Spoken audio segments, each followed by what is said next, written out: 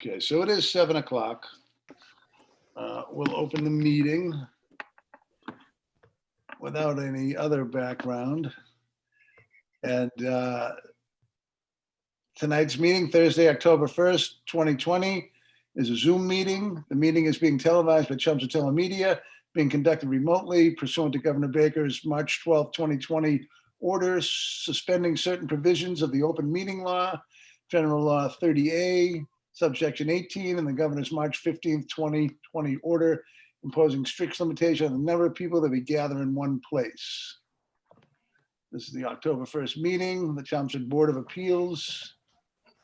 We're going to open with a continued public hearing of 24 Fenwick Road, Peter Spawn, for a variance under 195.9 for conformity to build a 26 by 28 garage, and a special permit under 195.8 non-conforming structures for the side setback and any other relief that may be deemed necessary. And if you want to pull up the lot plan, maybe we can watch that while Colleen reads. The building inspector, who is away, he has given us a letter that's going to explain how he reads the zoning, specifically that the subdivision is recorded at the registry. The subdivision is recorded is when the lot is determined to have age. So we're going to see what the letter says, if Colleen wants to read that. Can I ask a quick question? Was this from last month? Yes. Yes. Maybe this was after I logged off. I don't think I voted in on Oh, this. you were at the fire and you ran away. Save yourself. Kids are the Thought that was excuse for time. everything. So But if I wasn't involved in this, can I actually vote on this? Because I wasn't what here. you would have to do, because I was not involved, and I, through the Mullen rule, was able to watch the meeting and then I can vote. But we have, so I can vote. Mark is here. Mm. Yep. Yeah. Mark? Yep. Yeah, Mark is here. Nancy is here. Erin is here, and Jamie is here. I think those five have seen, including myself reviewing the Mullen. You have not either, Jamie. I haven't. Well, I think you know, Jamie is not honestly, an Brian, audience. because we weren't really aware of the new rule and so forth, we didn't really get that far because we didn't know what vintage zoning requirements we should apply to the application. So we really didn't get anywhere. Correct. Yeah, but I did review the meeting and watch it. So I think We're okay. as long as Erin Can't, right? has not, she did not participate in the meeting. Did Jamie, did you? I did participate. Okay. Yes, So we have 4. we have 4. So we could move ahead with 4, Mr. Flaherty, and it would have to be a unanimous vote. Okay. We can hold for a bit, and I think this is really our only meeting. So if you want, she could go look at it right now and we could just take 5. I don't know if that makes sense. It wasn't a very long meeting on this particular one. I think we'll leave it up to Mr. Flaherty to decide if he wants to go with a unanimous vote. Well, I was quite sure that Erin was there. I think she was. I think she was just, it was with the alarm went off. Did you leave when the fire alarm went off, Erin? That it might have been it. I think last month there was we had an extra person on the board, so I ducked out early. But Jamie was there voting on the last one, anyways. If this was the last, It was the last hearing of the meeting, yeah. this was the last hearing of the meeting, so I ducked off when it started because I wasn't a voting partner, anyways. I wasn't a voting party, so I didn't really need to be there. So I ducked out. Okay. Sorry. Mr. Flaherty, would you like Erin to watch the meeting and be able to vote on this? Are you comfortable with going with a unanimous vote? Well, I'm not too pleased with the unanimous vote because I just don't like those numbers. But can Erin take a few minutes and look at that, or? Yeah, Erin, are you familiar with how that works? Well, they're on the town website, right? And it might just be easier to go to YouTube. It YouTube, is. the Board of Appeals, the date that it is, which for some weird reason was September 3rd, even though the actual meeting was on the 17th. It'll show up on YouTube because that's how I watched it. Yeah, if you just Google Chelmsford ZBA meeting September 3rd, 2020, you should be able to find it. And it was actually the 17th. I but just for some pulled it reason up. Said the 3rd. Yeah, I it was the got it. 3rd. I don't know why either. And you were not on that. Okay, I can So watch I it think now. it's a less than 10-minute meeting. So if you want to just go watch it right now, we'll be able to move ahead with this. And then we'll have a board of 5. Okay. Can I Okay. just mute myself and watch it? I'll do that now. Sure, yeah. There's not a whole lot. I don't think we should move ahead to the next variance until we've been through this. It's at the end, Aaron, and it's quick. Yeah, it starts around like minute 37, I think. Somewhere around there. I think it was even more. The whole thing was like 67 minutes. So I don't think that meeting was a half hour. I think it was like 10 minutes at the most. Okay, hold on, let me just, it was the last hearing. So, yeah. Okay, hold on a second. I'm just gonna mute myself so you guys don't have to. Yeah, it starts between 38 and 39 minutes.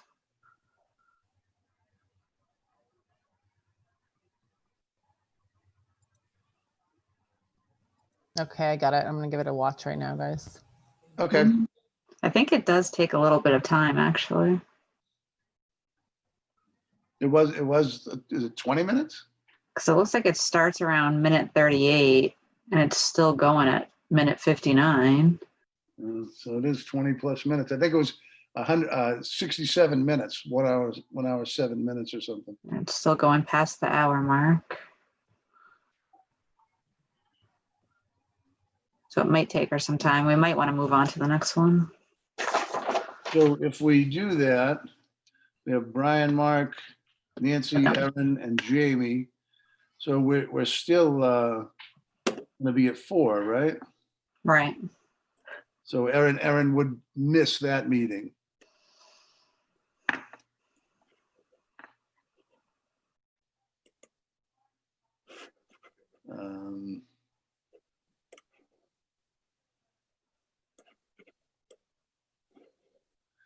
I think that 72, 74 Littleton Road is going to be a bit of a adventure.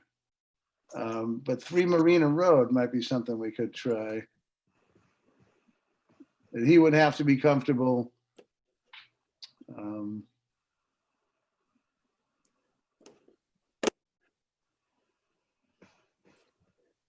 I was just reading Sean's letter. He would have to be comfortable with having a unanimous vote as well. Yeah. Hi, this is Roderick Morales from 3 Marina Road. How are you doing this evening? Good, how are you? Good. So we're trying to kill a little time, not to be rude. We have a board of 5 this evening. If we have a board of 5, a 4 vote would count if 1 was to dissent. If we just vote with the 4 that we have, we would have to have a unanimous decision to grant you the special permit.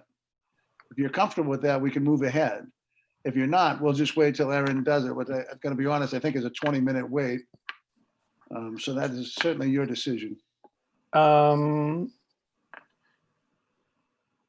don't know. I mean, this is my first time. What are my odds? I guess I can wait. I don't know what. Roderick is only doing a special permit, Yeah, so he's at the 20 feet as far as I can remember, correct, Roderick? correct. Yes. So you're at the 20 feet with a 25-foot required setback. Yes.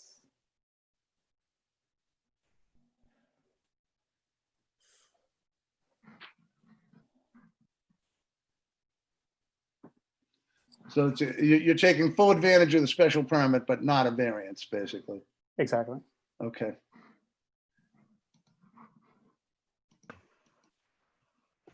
It also doesn't sound like the most challenging one we'll face, so I can't, I can't hedge it, but I think there's a pretty good chance that a special permit without any real problems would move ahead. If it really got you very nervous towards the end of it, you could continue it. Erin could watch this meeting and then vote on it as well next time around. Next time around next month. We can just tread water. We're probably into it anyways, but I'll just wait. No big deal. okay. Thank you. I don't think it's going to decrease your odds to wait, honestly, so it's probably in your best interest.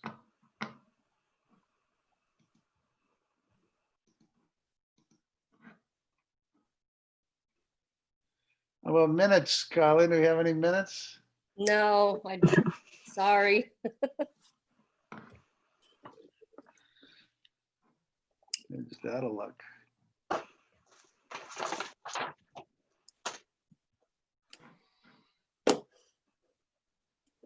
Are you able to see the letter from Sean?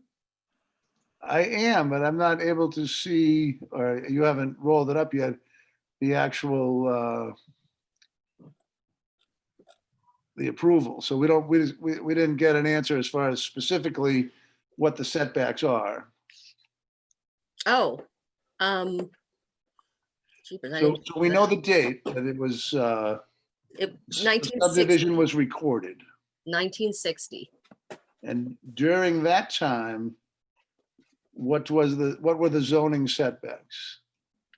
I believe, let me pull it up.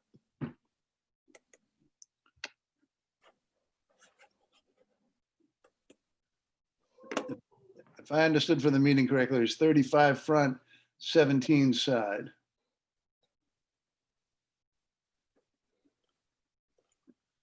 I'm sorry, did we determine the year? I didn't hear that. 1960. That's the year we're going with? Yep, that's what Sean has determined is the year. Okay, 1960. Mm.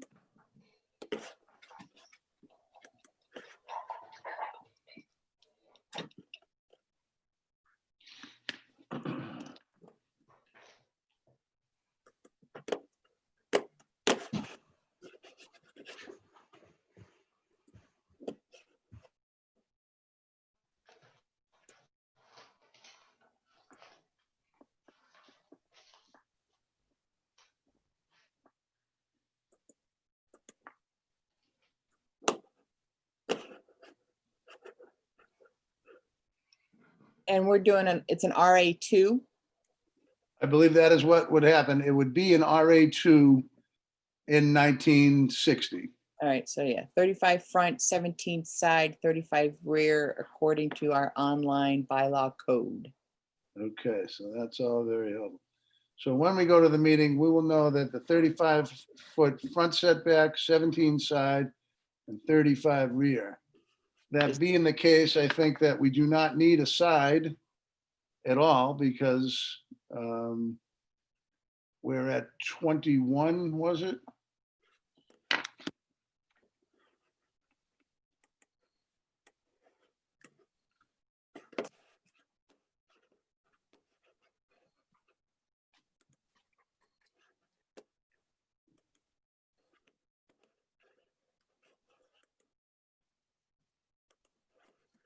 '21. So that when the meeting occurs, we will not need a side setback, special permit, or variance. 17 is a requirement, 21 is our actual. In the front, we have 28.4. If we're looking at a special permit and 35 is the number, 20% of 35 is 7 feet, 35 minus 7 is 28. So we are 0.4 tenths of a foot in the clear with the front to be a special permit. And I'm just clarifying so that when we do have the meeting, everyone can understand the idea. We'll go through it with Erin, of course. Does that cause anyone concern? Does that sound like everybody's on the same page with that? Jamie's good. Thumbs up from Nancy. She must be on mute. Mark's, okay, yeah, so again, we'll do this officially when the meeting begins. But I think those are our numbers that we can accept from Sean, from the certified plan. And as such, the front would need a special permit, the side would not need any relief, and the rear is just fine as well.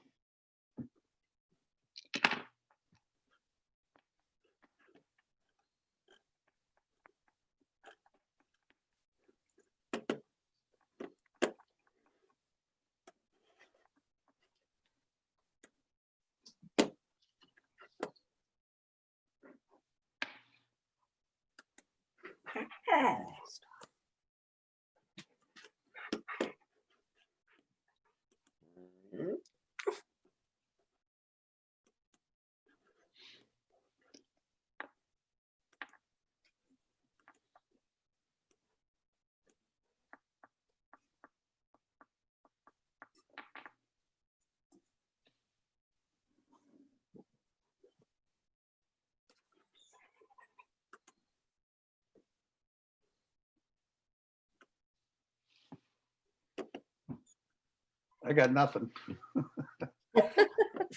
Tell us a story, Brian. There's no Charlie here. Let me tell you about my day. I was just gonna say, where's Charlie when you need him? Right, he could come up with a good folksy tale about this. Yeah, I hope he's not too discouraged over the technology. He's not happy about it. The selectmen, and we can talk about this actually, are meeting in open session, but not open session. They're meeting directly, but not having any other people in the room. So anyone that appears would be virtual. I don't know that that really gains us a lot. It is something to consider, but I don't know, I don't know how that would help us do our job better without applicants and engineers in front of us. It's still going to be the same technology hurdle. Yeah. Well, and you guys are televised, so it has to be in one of the rooms with capabilities to televise. So that's why they're going to the school committee room. I see. They're in a room that's big enough to accommodate the 5 of them. Yeah, Paul's probably there, and is it Vivian that works with them as a secretary? yeah, but she isn't there. She's virtual. She's virtual. Everybody else is virtual. But then again, it's also the school committee room. We have to reserve way ahead of time. So if So you're not feeling that's I don't think it's doing us any favors to do. I mean, it'd kind of be nice to get back to a little normalcy, and Charlie would certainly be happier. But I we think might be able to do it at town hall soon. It's just trying to figure out where and if we have enough room. If there's only 5 or 6 of us, it's not as hard. right. Well, we would have 7. Yourself, Sean would be 8. And maybe Sean could be virtual too. I mean, I don't know that we need to do that, honestly. Be nice to get back to normal, I guess. But I don't think our struggles are not because we're not in the same room. I think the technology is a little hard to get a look at what's on the board and what we could see and finding it and bringing it up so everyone can observe it. It's challenging.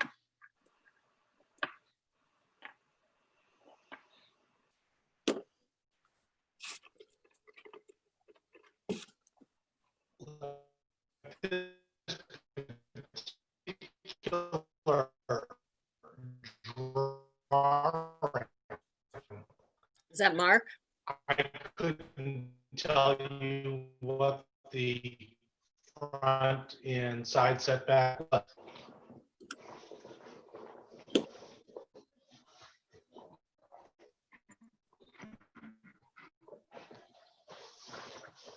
I think he's frozen.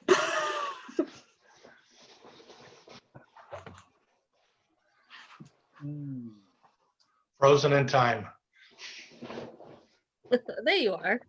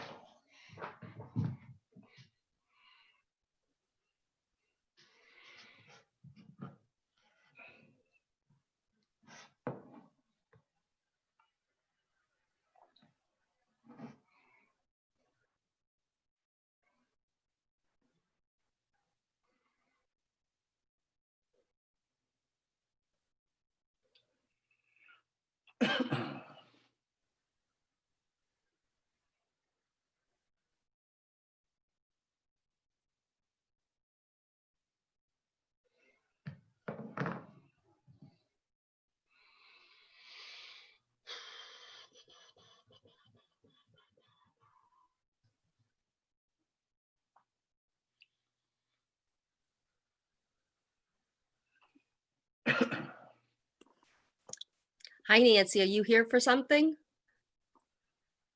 You're muted.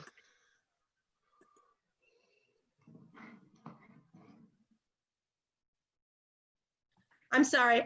Yes, I am here for something. I'm in a butter on the Littleton Road application.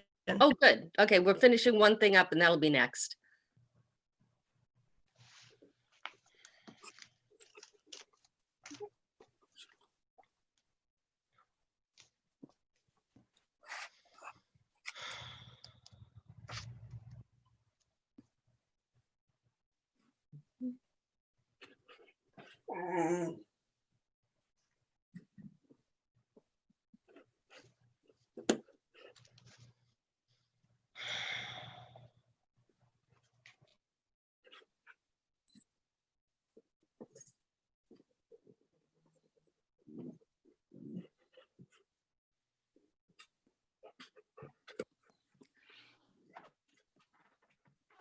Leave me alone.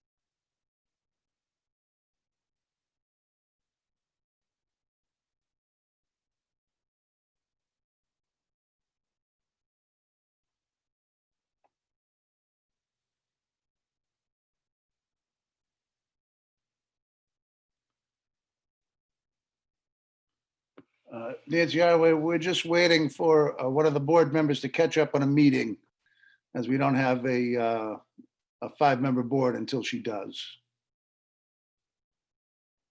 And I also Okay, think, got it. yeah. That's why I'm not hearing anything happening. right, we're just all sitting around. How was your day? Oh, my day's been just lovely, thank you. I just came from a FinCom meeting presenting historic preservation bylaw. Oh. One that's coming up at town meeting? That's right. Yeah. Yeah. When is town meeting? 19th. There you go. October 19th. And that's going to be fully remote? No, I don't believe so. I think that's going to be back in the auditorium at the school, isn't it?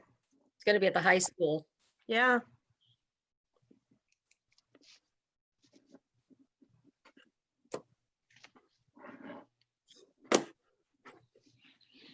Colleen, do you know if they're doing it in the gym or the auditorium? I believe it's the gym. I think the auditorium caused problems. That's too bad. The auditorium has environmental controls. The gym doesn't. It won't be hot this time. You're right. All right, guys. I think I'm good whenever you guys are Okay, ready. so we now have a 5-member board. I just heard the fire alarm. Was that me? Was it my fire alarm going off? It was a good one. Sounds like mine. It's like one of Mine those was whole home the, fire alarms, you know, when it one was goes off the, and all the other ones go Town off. It's hall that terrible. had the actual alarm. Oh, okay.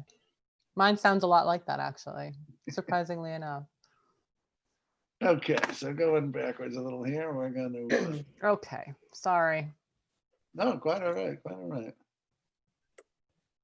I think it's worth getting done. It was an enjoyable meeting. I particularly like the part where one person was like, I can't read that. And the other person was like, mine won't load. And there was all kinds of technical issues going on at once. It was I still can't read it. virtual meetings. Okay, so we are gonna open the continued public hearing for 24 Fenwick Road, Peters Pond, for a variance under 195 non-conformity to build a 26 by 28 garage and a special permit under 195(8) non-conforming structures for a side setback and any other relief that may be deemed necessary. We have received a letter from the building inspector that Colleen can put up on the screen, and we'll read. It states, oh wait, it gets loaded. Basically, his opinion is that 1961 was the year that the lot was created and would be the year that they were going to use for determining the age of the lot. When that happens, we get an RA2 lot. With an RA2 lot, we have front setback of 35 feet, side setback of 17 feet, and rear setback of 30 feet, which does not, 35 in the rear, but it does not apply to this application. That being the case, we are going to open up the lot plan and just take a look at that, if we could, Colleen. Give me 1 second.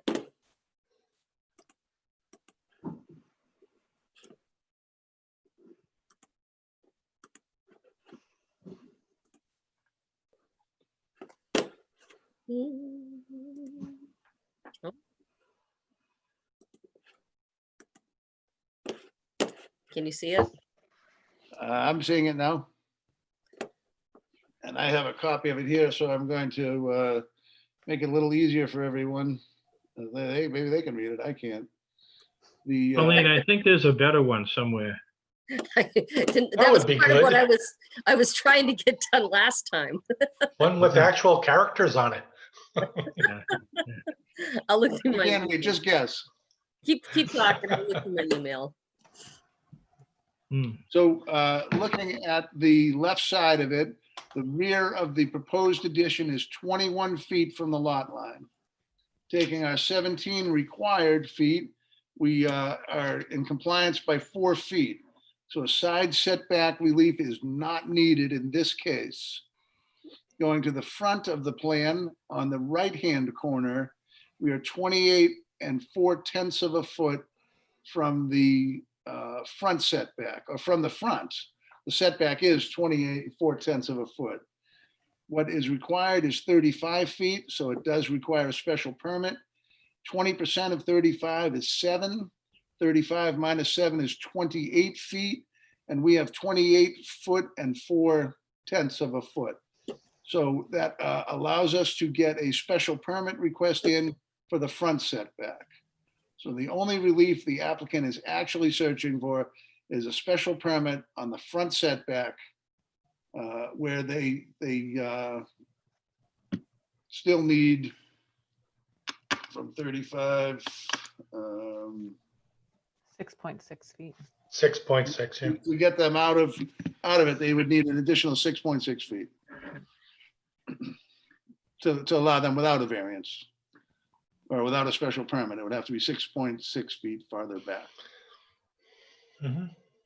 So based on what I watched of the meeting, that seems to answer the question of what we're going to vote on. A special permit on the front is the only requirement. Is there anyone in the audience this evening that would like to speak in favor or against this application?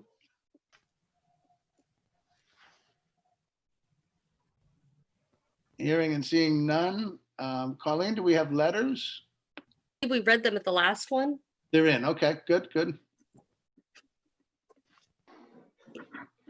Are there any of the board that would like to comment on this application?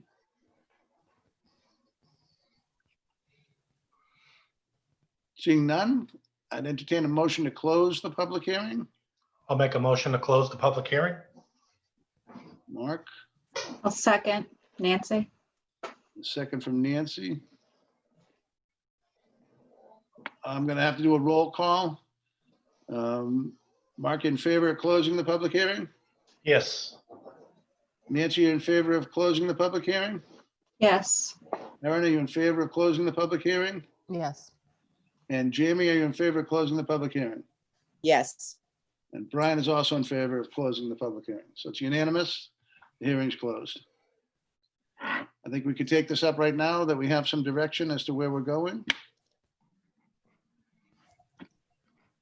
Any opinions? Maybe in the form of a motion?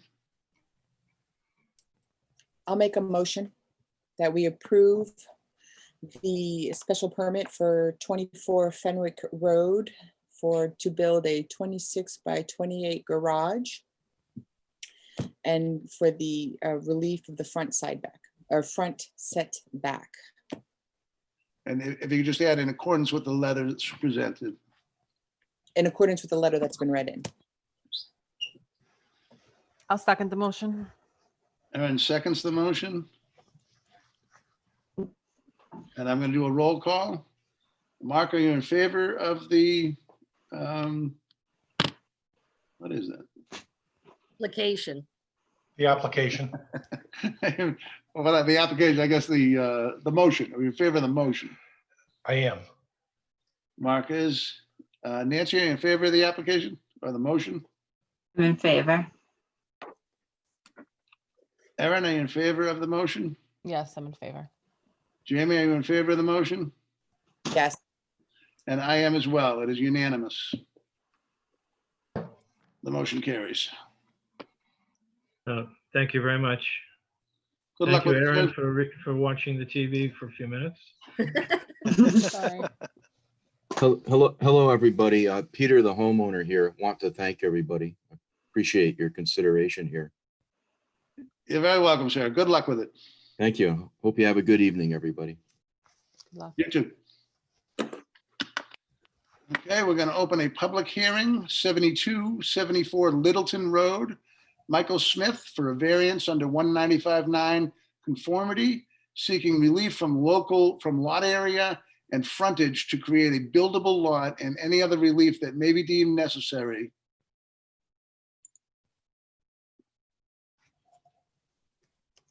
I think, do we have someone here speaking? We had a letter from Attorney Hausler. I'm here, Brian. Good to hear you. If I may go forward, Mr. Chairman. Yes, sir. Yes, sir. All right, thank you. And thank you to the members. With me is Mr. Flaherty, the incomparable Patrick Flaherty, who prepared the plan. And I believe Mr. Smith, the applicant, is on participating as well via the Zoom. We're requesting variance relief. This is a particularly interesting parcels of 2 lots of land. In my submittals to the board, I gave 50 to 60 year plus title searches as to both lots, the histories of ownership. But to put it very straightforwardly, if you look at the certified plot plan that's on the screen, there's a need for relief here for a variety of reasons, I would hope. The first is the existing lot line that's separating the 2 parcels is the one that is a diagonal. It's on the diagonal. It's that's right. You're looking. Thank you. It's the broken line, the dashed line. And you see that creates an encroachment already on the shop. That's a pre-existing building. This was property that was operated by Dr. Caniff during the 60s, 70s, and 80s as a pediatric dentistry practice.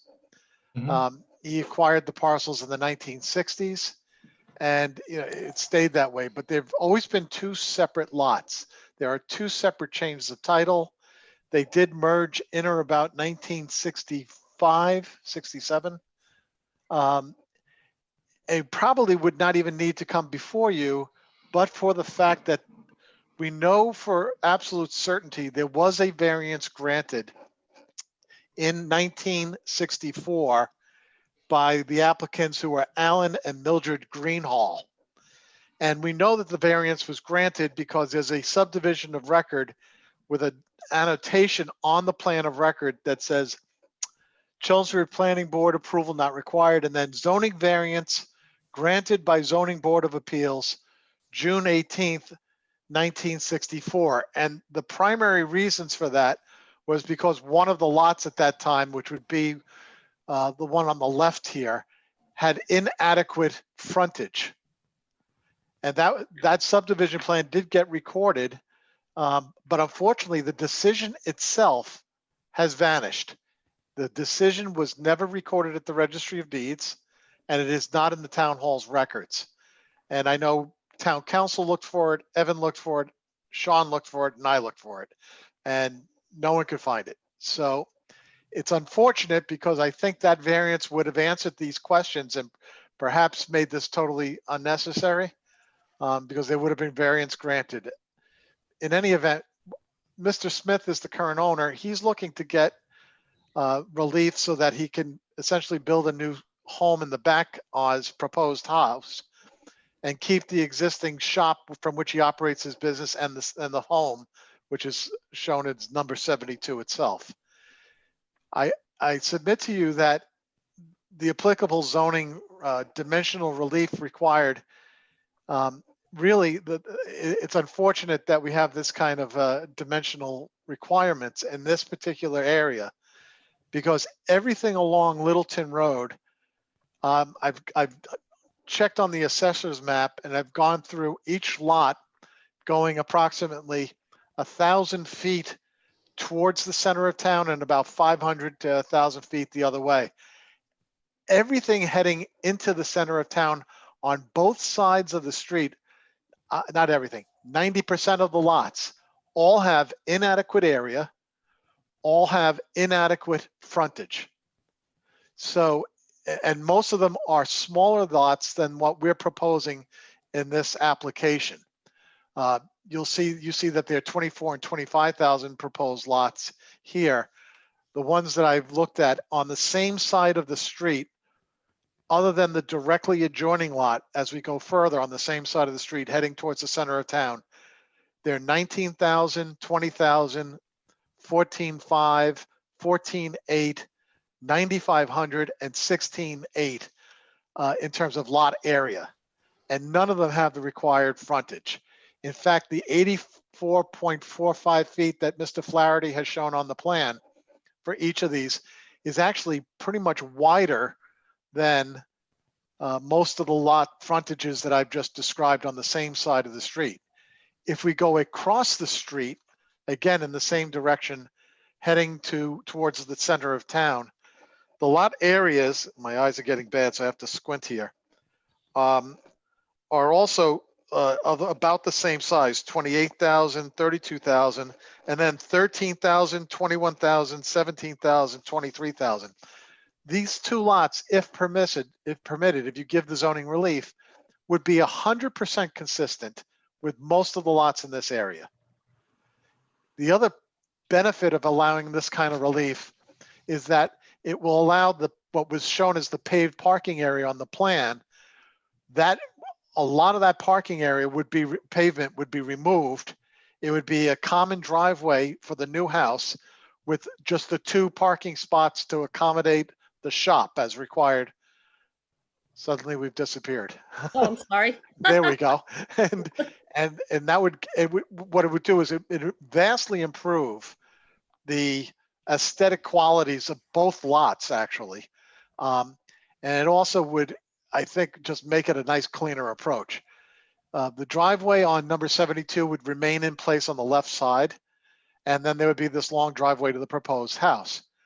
The lot line adjustment that Mr. Flaherty has shown on the plan would eliminate the need for encroachment relief between the two owners or the two parcels of land, and really just even out the size of the lots and give them equal frontage. All the things that are desired by zoning to have kind of uniform application for the neighborhood in which these lots exist. You are all familiar with the fact that an RB zone like this, none of these lots are 40,000 square feet. None of them have 150 feet of frontage. And it's interesting that when I did the history on these, it's clear that the intention, all these lots were created from subdivisions of the parcels to the left on the one on the left and the right to the one on the right, but they were all consistently broken out at that time to be in compliance with zoning way back when. And it's only when they got common ownership in the 1960s that it became non-compliant. But there are two separate tax bills. There are, it's just, to me, it just seems like this is the appropriate avenue for appropriation for a relief on this. I believe neighbors have been approached. I know some are on the line. I'm hopeful that they'll be supportive. My client had met with several. They all seem to understand what he's trying to do. They all seem, as far as we know, to be in favor of the plan because it's consistent with the goals of both the neighborhood. The dimensional relief is entirely consistent with the area. It's unique because of the nature that they were all, this has commercial use with an existing residential, so that makes it unique. The lot size, if it's computed as combined, is much larger than every other lot in the area. So for all those reasons, I would respectfully submit that the relief being sought here, which is frontage and lot area, and so I believe even side yard as to one parcel, would be appropriate under the circumstances. Patrick, if you have anything to add, please feel free, and thank you to the chairman and the board for listening. No, I think you did a great job in explaining the situation. I have nothing to add right now. Thank you. Thanks, Patrick.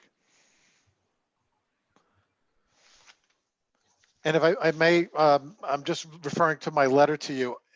Even back in 1893, when these were viable lots, one of them was 24,946 square feet with 98.9 feet of frontage. And the other was a 25,000 square foot lot with 100 feet of frontage. So these lots haven't changed dramatically in terms of size.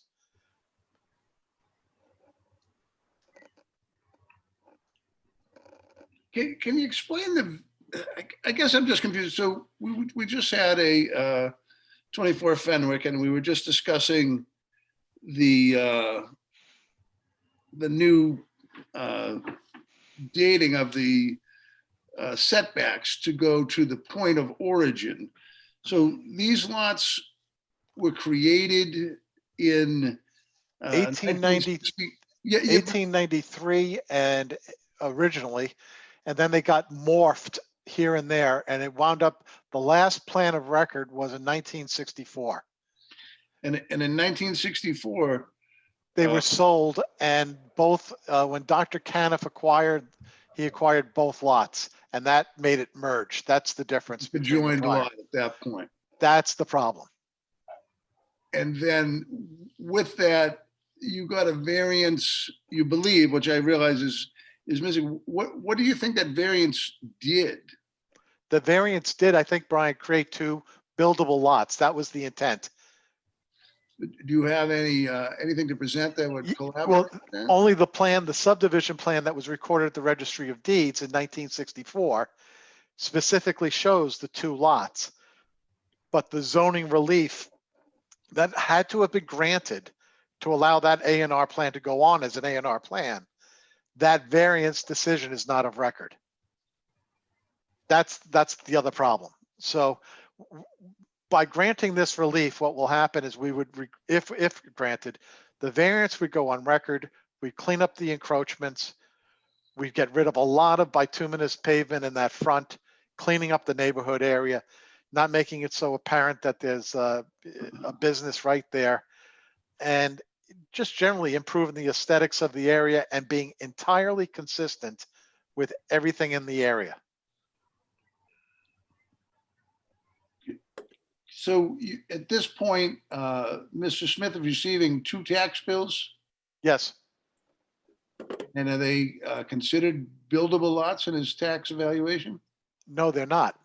The one is treated as land only because it only has land on it.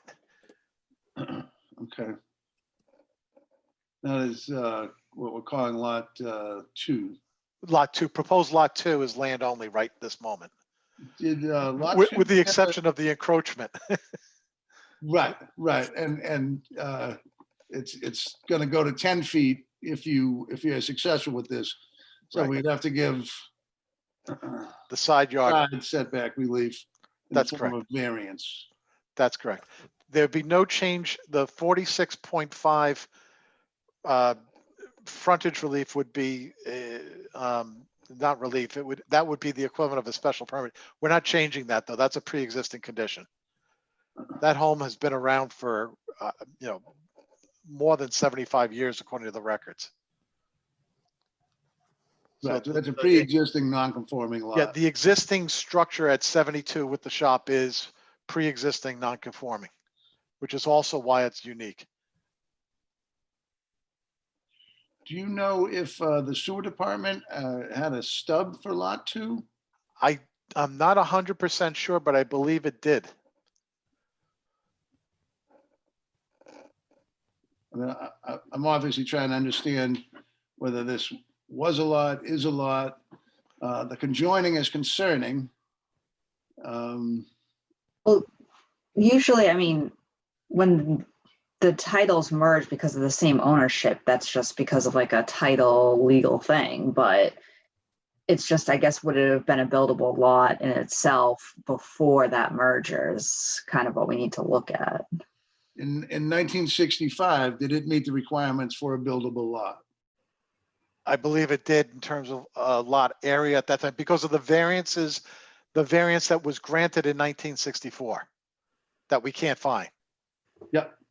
And what's interesting, and I think Nancy picks up a good point there, is the titles did merge, but you'll see nothing was ever built on that other lot.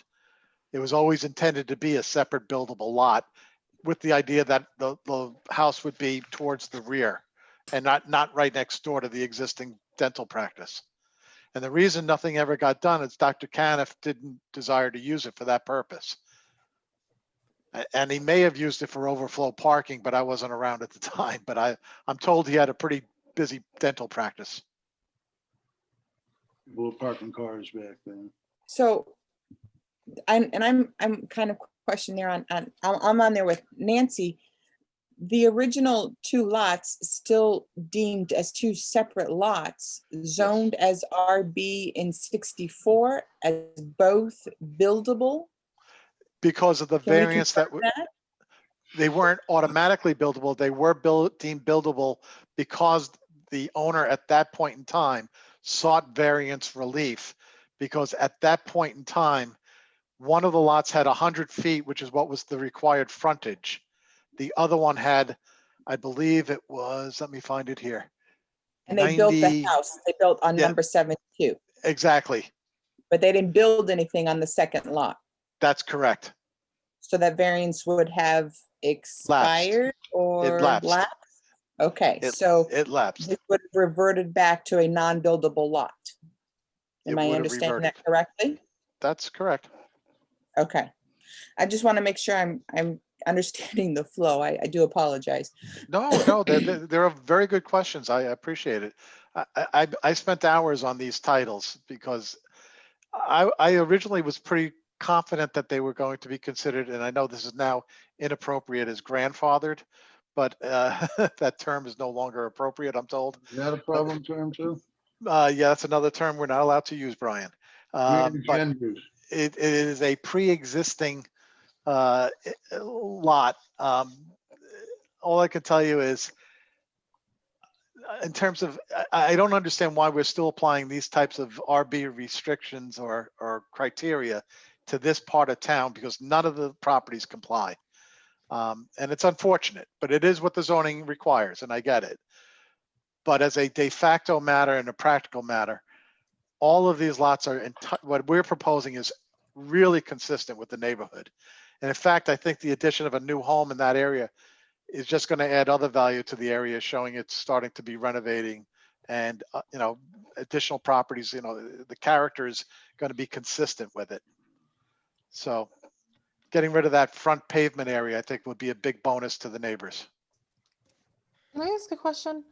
So it seems to me that what we would really be looking for here, what you would really be looking for here, is a variance based on the building that you're going to place on the land.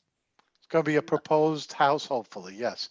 So should we be talking about the footprint of the house and how that relates to the setbacks? I don't No, know. because we've shown that the proposed house will meet all of the setbacks in the rear.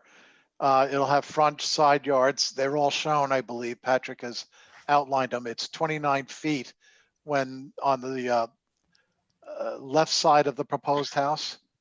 So that meets the 25 side yard requirement. The 30 meets this 25 side yard requirement. There's there's hundreds of feet of front. Sorry. So front. can I just step back for 1 second? So what I'm saying is the conversation about whether or not it's a buildable lot is kind of null. It sounds like it is a buildable lot, but the issue at hand is whether or not the house that you're going to put on it meets. The house that would be put on it would meet the setbacks in all directions. The Correct. current setbacks? The current. Yes, Current setbacks, Okay. yes. it doesn't have lot area and it does not have lot frontage. Proposed Okay. lot 2. And I would So say one of the that's what we're particular looking for. concerns to me is lot frontage. As we've realized in the past, that without frontage, it's not even considered a lot. Yeah. So it's to me, a little problematic to create a lot that does not have frontage. But we're not creating it because it's already. I think that's the gist of That's the exactly right. Yeah. Are we creating it? No, but Yeah. It's pre-existing. Like we're not frontage. splitting a lot into Become 2 lots conjoined. right now. So some No, of these you things can't. I You feel like can't kind of allow are- a subdivision. Yeah. I'm not asking you to give me subdivision relief, but if we That's were what I mean. entitled? So some of these things that we're talking about, I feel like are kind of null and void or irrelevant because we're not. Actually, splitting a lot. they're not, because I need the relief from you is from the lot area primarily and the lot frontage primarily. For the other issue that results is that the side yard for proposed lot 1, which is existing, that property, still will not meet the current side yard setback.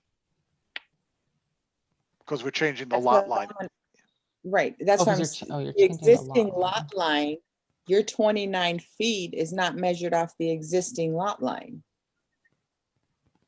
Am I reading that correctly?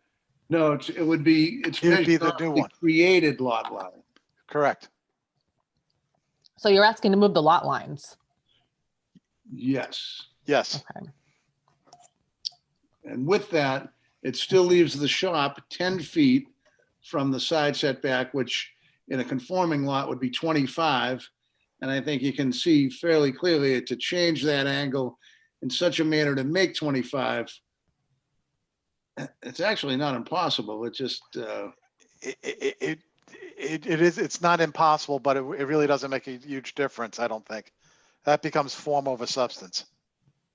and we do have a we have a are we creating a non-conforming lot? This is really challenging.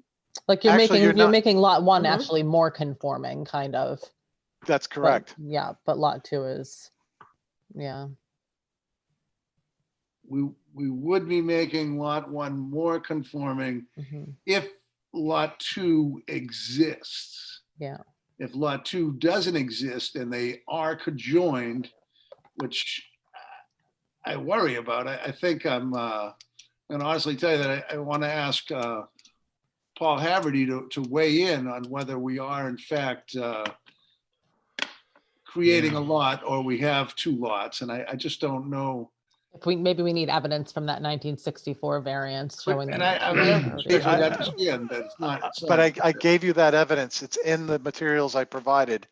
And I'm holding it up, but you have it in the package. Do It's you a think you plan. can find that, Colleen, that It's evidence plan that- 101, page 63B. And I'm holding it up and it's referenced, it's all handwritten on this side. And it says zoning variance granted by Zoning Board of Appeals, June 18th, 1964. And I've provided all of this material originally to town council when I was trying to get these to be considered pre-existing non-conforming lots. But And I don't I'm think- guessing that the building inspector, though I don't see his denial letter here either, after It's- speaking with council, came to a conclusion. So I'd really like to see his denial letter. I have it here and it was submitted, Brian. Is that possible to get those two on the screen, Colleen? I I'm don't going have it. through what was Yeah. emailed, but I'm not seeing it. I have Doug's letter, but I don't have It's the, not with our stuff. All he wrote here is, absent any additional supporting documentation providing evidence regarding the exact nature of the variance that was purportedly granted, this office has determined that the lots at 72-74 Littleton Road have merged by acts of the zoning merger doctrine because they are held in common ownership.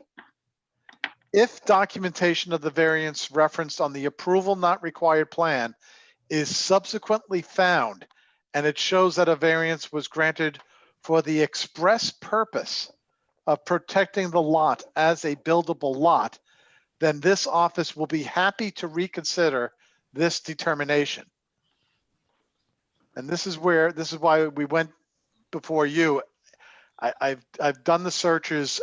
It's pretty obvious that that's the only reason that A&R plan ever got recorded, because otherwise it wouldn't have been capable of being recorded because one of the lots didn't have the required frontage.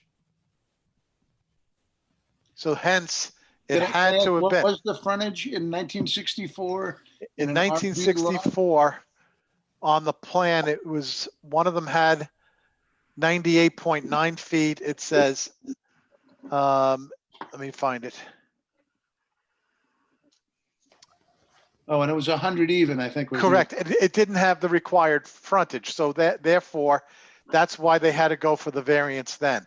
And it's the I same guess type I'm of asking, what is the frontage in 1964 in an RB?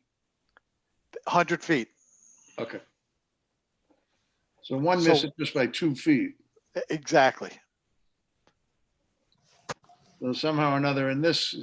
I don't know what happened Oh. to, we've lost frontage somewhere and I don't know. Yeah, that's, I trust Patrick's calculations though. I don't trust the old ones. I have, if the decision that he just read said that the lots were merged, I guess why are we looking at two proposed lots if it's already one lot? Because legally, they are legally, not only for zoning purposes are they demerged. From title purposes, today, I could have my client sell what is being shown as proposed lot 2. That parcel is already a subdivided lot. It could be sold to a third party. But if it was The sold proposed as is without zoning relief, it would be sold as a non-buildable parcel. But it is a legal lot. For zoning But right- purposes, it's been merged. Okay, so for zoning, under the current owner, Yes, it's been merged, he's been granted zoning. I guess if it's already been said for zoning purposes, it's one lot, right, for the current owner, and he has that decision. it's not a decision, it's a fact. Just because it merged by operation of law, not because anybody intentionally wanted to merge them. No, and I understand that. I'm just saying, so he's already been given a decision, however you want to categorize it, that this is one large lot for him to build on, right? Am I misunderstanding his That's legal the right to opinion build? of the building inspector, and the Board of Appeals is here to offer relief to the building inspector's decisions. So that's why we're hearing it, because this is their avenue of relief. That's right. The building Avenue. inspector is of the opinion that it is one merged lot. Okay, His question for relief is he two lot. disagrees with it and sees an avenue where two lots at one point were created. I don't think there's any doubt that they, as rule of law, did merge, but are they still two separate lots? And can we grant that relief? Well, I disagree a little bit with what you just said, Brian, if I may. I'm not disagreeing with Sean's Clarify all you interpretation. can. I'm not disagreeing with Sean's interpretation, but I am asking for the zoning relief for the client, but from a purely legal viewpoint as to what is a lot. There are two separate titles. From a title viewpoint, they are entirely separate. So I could sell one lot to one person, one lot to another one, and not be illegal in any way, shape, or form. All I'd have to do is create an easement for the encroachment, and that would be it. So we have legal lots from title perspectives. And the only thing we don't have is the zoning relief that we need because of the increase in the amount of the frontage requirements subsequent to the 1964 time period from 100 feet to 150 feet. So we need more relief now than when we did, if we did in 1964. But I'm adding to this is saying in 1964, relief was granted because that plan got recorded with Chelmsford Planning Board approval. And the plan noted specifically that a variance was granted. So your predecessors of interest in history granted this exact kind of relief we're asking for here. But It's they just that granted, I'm just trying to, they granted a variance to build number 72 No, with the, We don't know. we don't They know. didn't- 72 was 72 existed. That house was there at the time when the 1964, when the applications were submitted. Consider that the pre-existing house. And 74 was just raw land. So what they went for was to get the zoning relief so they could sell the second lot. And it just so happened that Dr. Caniff bought the property and determined not to go forward with building the second lot because his medical practice, he didn't want to do that. And that was his privilege.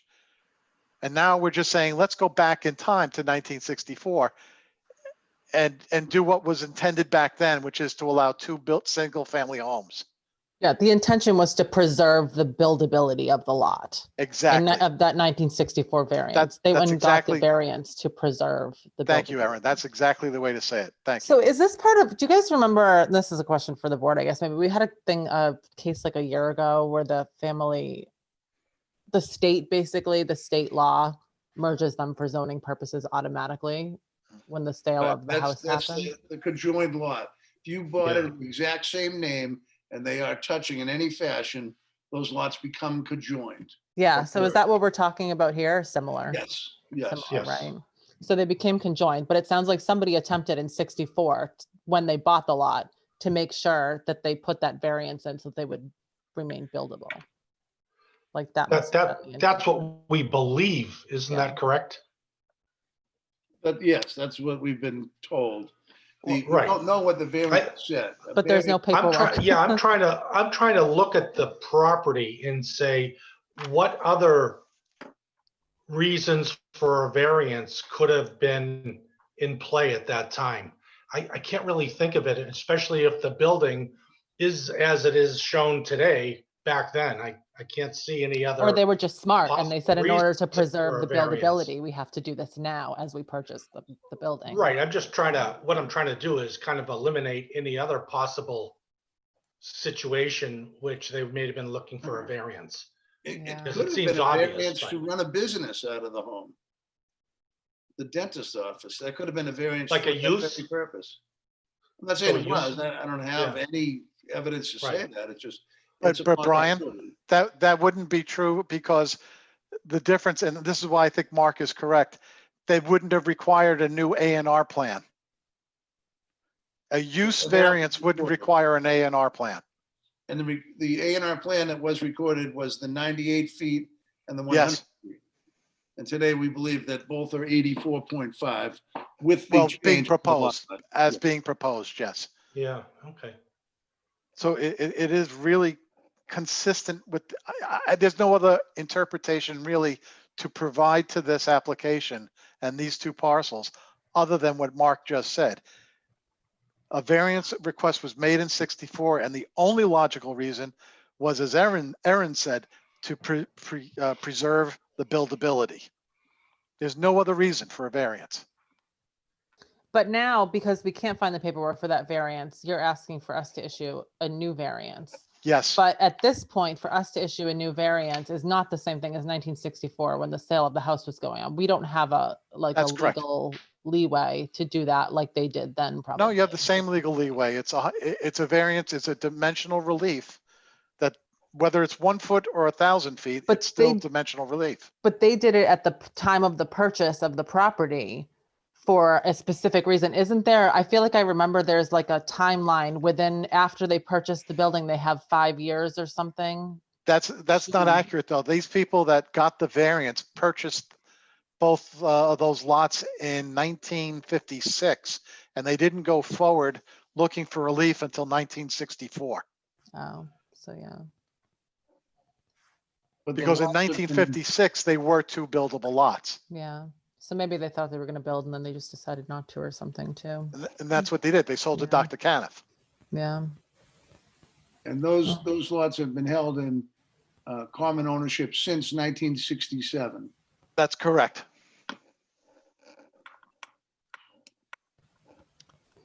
And if there So were a they lot got of, they got the 3 years. variance in 1964 and then sold the property in 1967.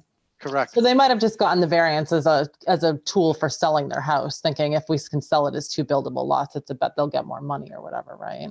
It could have been also because Dr. Caniff might have had intentions of expanding his practice over the years Yeah. and wanted to have the land available to accommodate that. I don't know what, I served with Dr. Caniff on the Board of Health, but I don't know what his intentions were. But all I know is I think this is one of those very significant opportunities for zoning relief to be granted that would be consistent. And I think the neighbors who are on may speak in favor or against. I'd be very interested in hearing their comments. But if they were dramatically opposed to it, that might be one thing. But if they're in favor of it, I think that only lends credence to this because they're the ones that are most Well- affected here.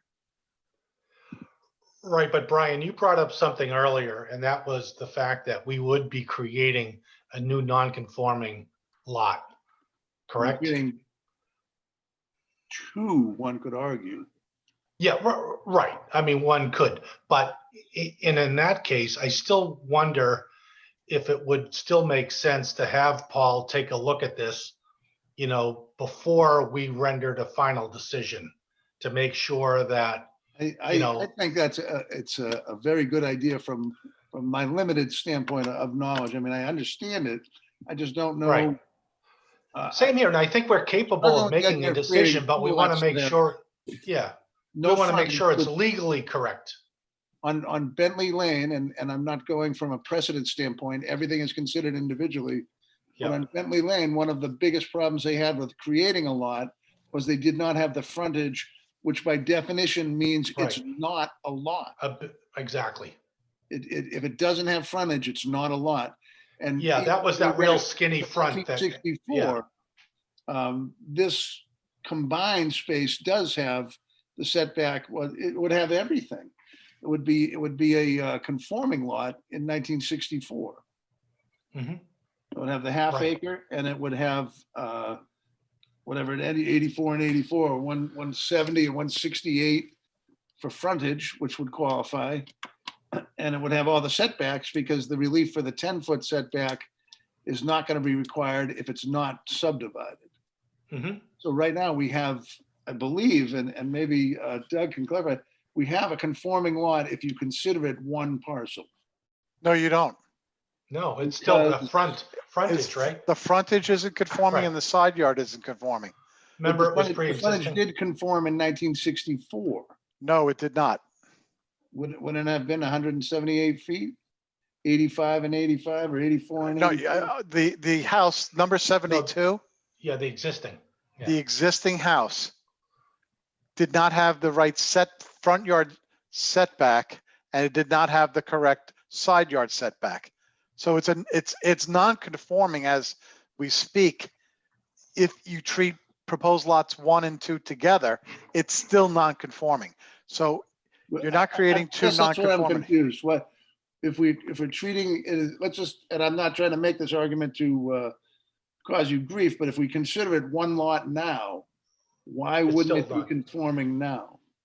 It's not conforming as we speak today, because if you look at the side yard relief on 72, on the zoning, on the certified plot plan, if you Yep. could bring that up, Colleen. 8.6.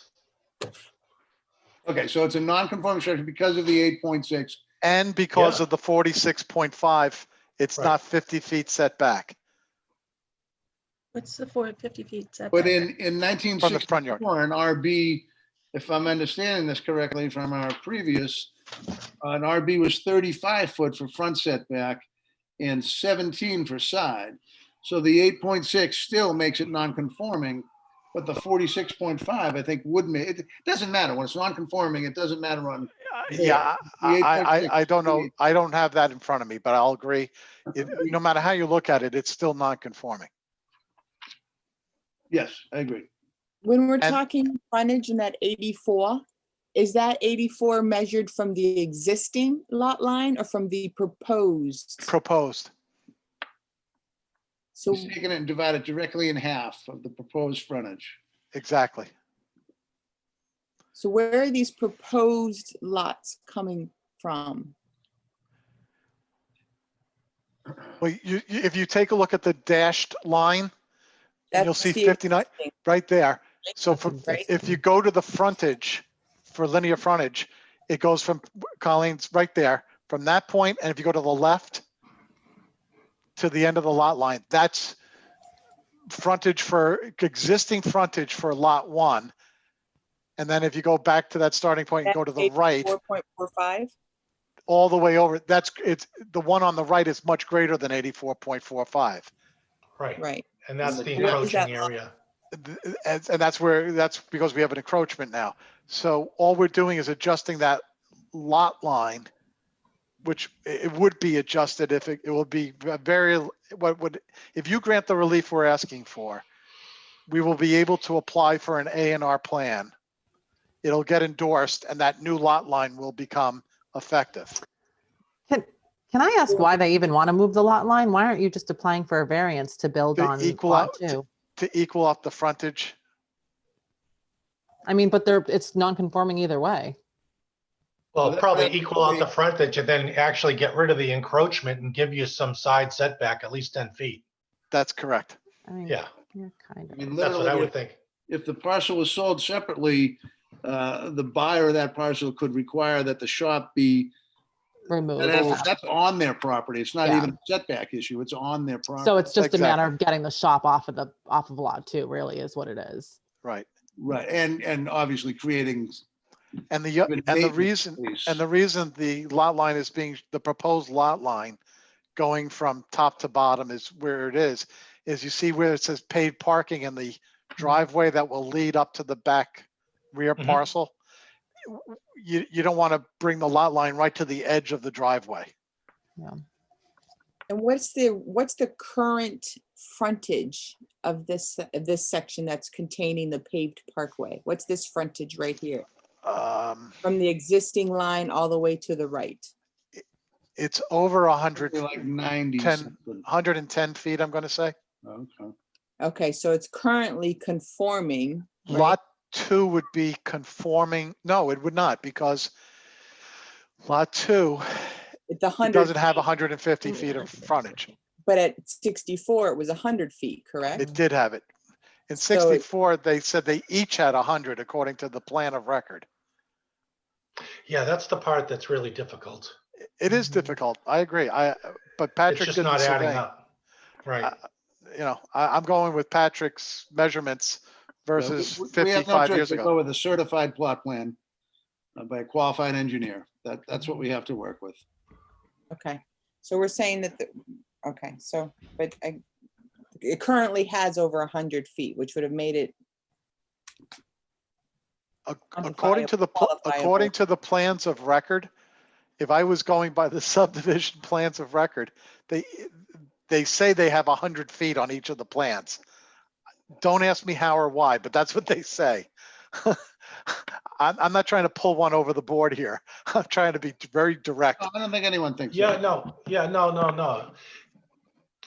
Patrick, can I ask, excuse me, Doug, can I ask one additional question?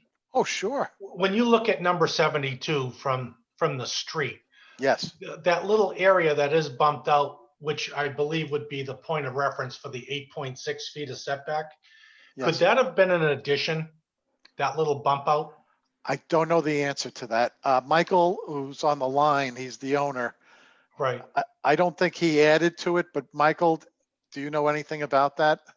I'm not 100%, but I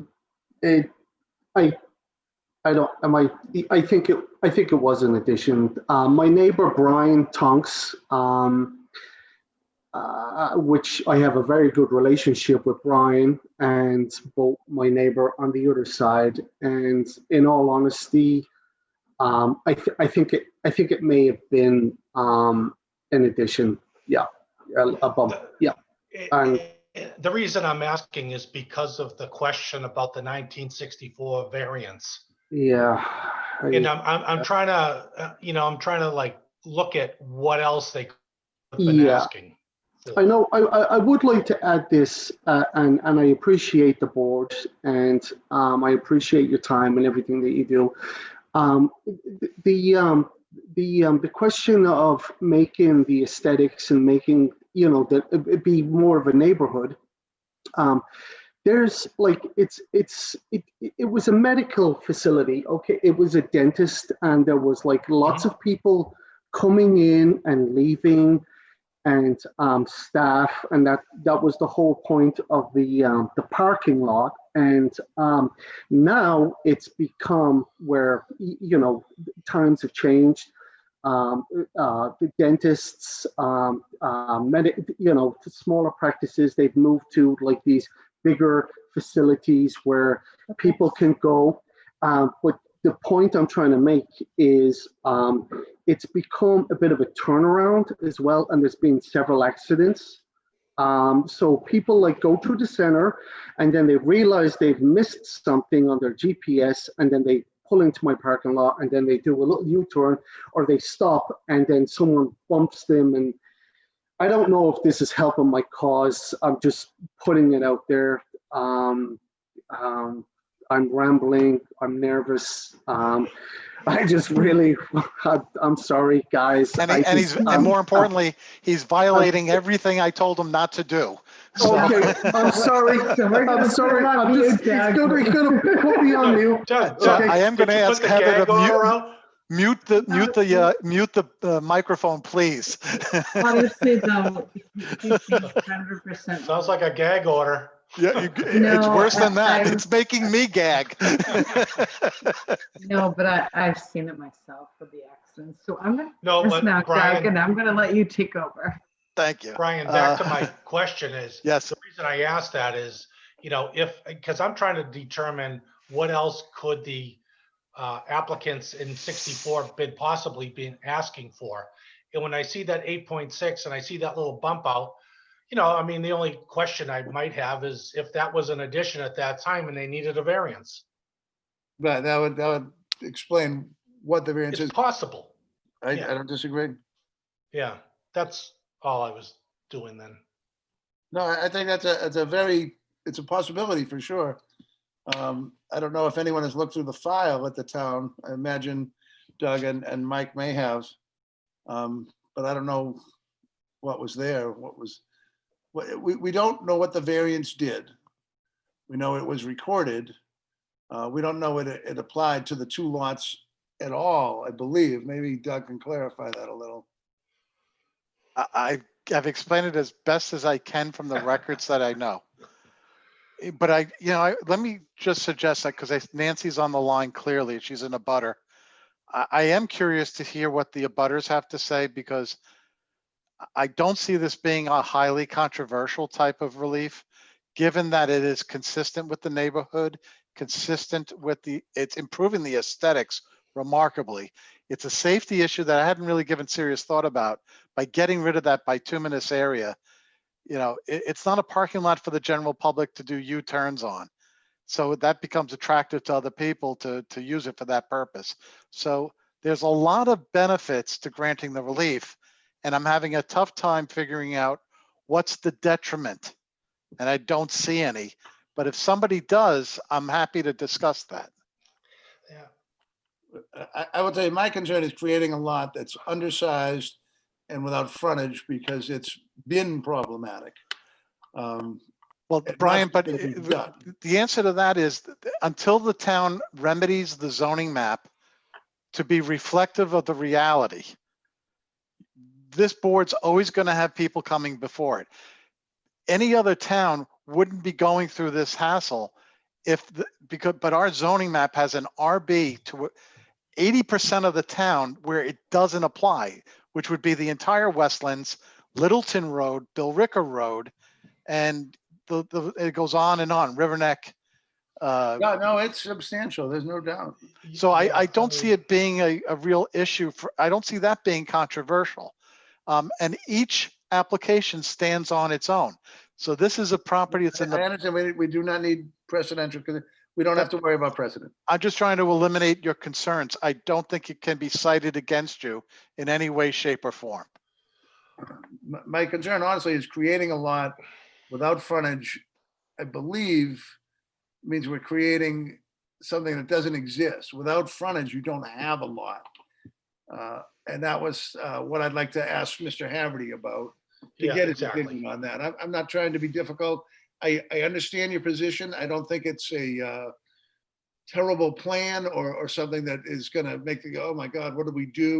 I don't feel that at all. I just don't know whether I know we can do anything we want legally, but we want to do it so we're not creating where we're taking a lot that doesn't work well and dividing it into two.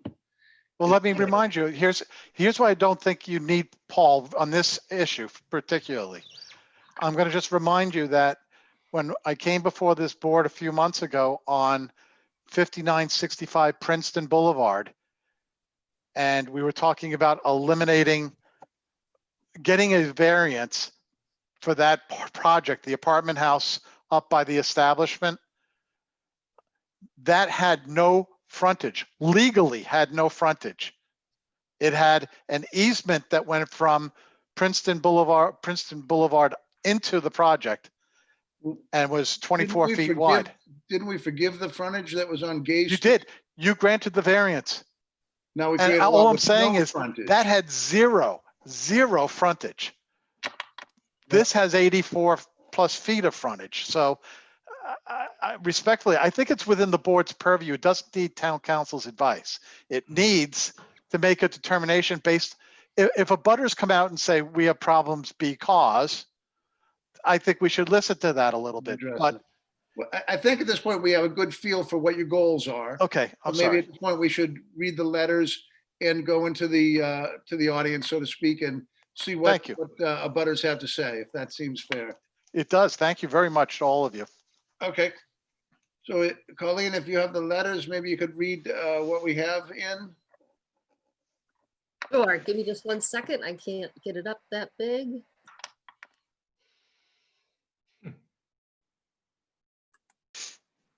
Okay, so this one's from Fire Prevention. Hold on. The Chelmsford Fire Department is concerned about access to homes that are set back from the public way by fire apparatus in the case of an emergency. The driveway shall be hard compact surface capable of supporting the weight of Chelmsford Fire Department Ladder 1, which is 80,000 pounds. The driveway surface to the proposed home shall be constructed to a width of at least 14 feet. The applicant shall make application for address to the E911 Chelmsford Committee and its chairperson, Town Clerk Patricia Duras. The applicant must apply to the Chelmsford Fire Department for plan review concurrently with their building permit application on Chelmsford Fire Department online permitting system. This office would approve this plan with these conditions, and I ask the board to make this part of their approval process. Dan Katufis. See what else we got.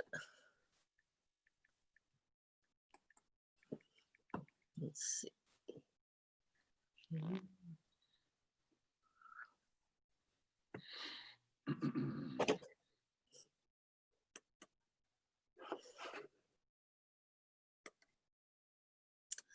This one is from Christina Papadopoulos Engineering. She said these lots were created prior to the sewer moratorium and therefore cannot connect to the town sewer system. Can contact DPW Sewer Division for permits and applicable fees. Erosion control devices must retain the sediment on site. These must be installed prior to any work or demolition. I'm just going to interrupt for 1 minute, Colleen. Doug, Yeah. can you speak to the sewer moratorium, and Yeah. whether it would just be something you're going to wait until there's improvement? We would most likely have to, yes. We're certainly not going to, depending on what town meeting does with the septic approach, I don't feel like playing political football with this. Yeah, It'll either, if septics are allowed, then they'll get perked. If septics are not allowed, it's going to have to wait until we have available sewerage. The line is there though. The line, it's just overall capacity. The line goes down 110. We don't know if yeah. it's stubbed. That's correct. But that's okay. I mean, that's just I think that's a fee-based thing anyway. Right. Okay, Colleen, thank you. Okay, thank you. Is that it for the letters? Yep. No police, huh? So that. No, actually, there was one from Colin. I'm sorry. There was no concerns from Colin Spence. Okay. Thank you for asking. At this point, I'm going to say, is anyone in the audience that would like to speak in favor or opposition to this No. application? Please state your name and address and. Too late. I wanted to say thank you to Colleen. It's just too late. Well, now you're unmuted, so. thank you. Well, I just wanted to say thank you to Colleen. So, am I muted or am I not No. muted? You're unmuted. you're not. They can hear you, baby. Oh, They Jesus can- I think Christ. we should go back to mute. Sorry. Oh my God. Okay, thank you, Colleen. Okay, can I go back to mute? Seriously, before this. Thank you. Okay. I guess we're going to look to speak with Nancy Arroway. Thank you. Hey, Nancy. Hello.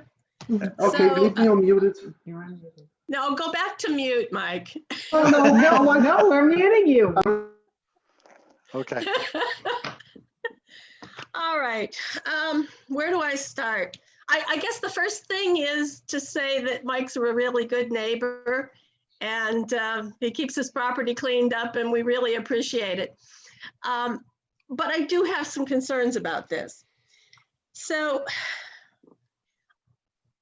I'm not personally concerned about building on a smaller lot.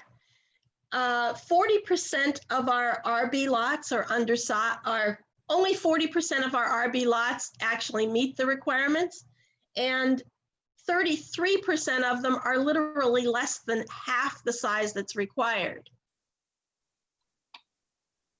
So where the 40,000 square feet came from, I don't know. I don't know whether it was put in place as a sewerage septic concern, whether it was put in place to slow down development in town. I haven't a clue. But I wouldn't be surprised if 40 both were accurate. yeah, I get it. It was before me. So, but the fact is 40,000 square feet is the expectation for new construction. Somebody mentioned the 5-year limits, and I think that's actually coming from Mass General Laws 40A Section 6, which allows lots that are undersized to be built on for 5 years after the zoning makes them undersized. So effectively, if a lot is compliant in size and then the zoning changes, there's a 5-year grandfathering that is permitted to allow them to be constructed even though they're now non-conforming. I don't know that, but I think that's what was referred to. So let's see, other concerns I have is that the application, let me see this, the request for variance is made out to, it requests a variance to non-conforming structures under 195.8. And 195.8 is actually offers relief for the reconstruction, extension, alteration, or change of non-conforming structures. So since you don't have a structure there that's already non-conforming, I don't think 195.8 is actually the clause that you're looking for variance on.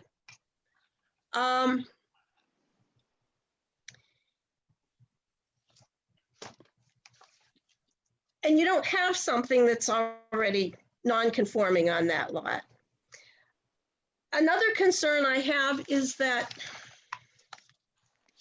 where is it at? 195.9, conformity required reduction of dimensional requirements. I'm sorry, 195.10, existing non-conforming lots, which this is. It says that no existing non-conforming lot shall be changed in size or shape except through a public land taking, et cetera, so as to increase the degree of nonconformity that presently exists. Well, this change of lot lines is increasing the nonconformance of width and increasing the nonconformance of frontage. So you're going to require a variance on that. I'm concerned about the proposed location of the house because it's sitting inside the 200-foot DEP riverfront restrictions. And I don't think Concom is going to go for that. I'm also concerned that the application doesn't show that it requires permits and approvals from the Conservation Commission, and it sure looks to me like it will. It wouldn't until, not until a building permit was sought. And no one's even thinking of that at this point in time. We wouldn't go before Concom unless and until variance relief was granted. Concom is Okay. entirely set of different standards and issues, none of which are applicable to this board or should be brought up at this time. However, the DEP requirements are going to require you to move that house forward, which is going to reduce your side clearances. Because you're going to have to get out of that 200-foot zone. So those 29 and 30-foot with all due respect, Nancy, with all due respect, let's let Concom do their job. Let's not predict what they're going to require. That's all I'm saying. You're making predictions. I don't want to make those predictions. That's not our bailiwick. Okay. That's the job for Concom, not for you and for me. Okay, so I have a concern that when Mike got the extension, the variance to change from a dentist's office to a upholstery shop, the findings of this board was that it was consistent with the use of a professional office and therefore it wasn't really a change. So a professional office requires 1 parking space for every 200 square foot. And that application said there were about 1,700 square feet. So the number of parking spaces is certainly greater than the 2 that's shown on this plan, which means you're also going to need a variance or a special permit for a reduction of parking. Because when the change was made, they maintained the existing parking lot and there wasn't any reduction. The other concern I have is that the shop has consistent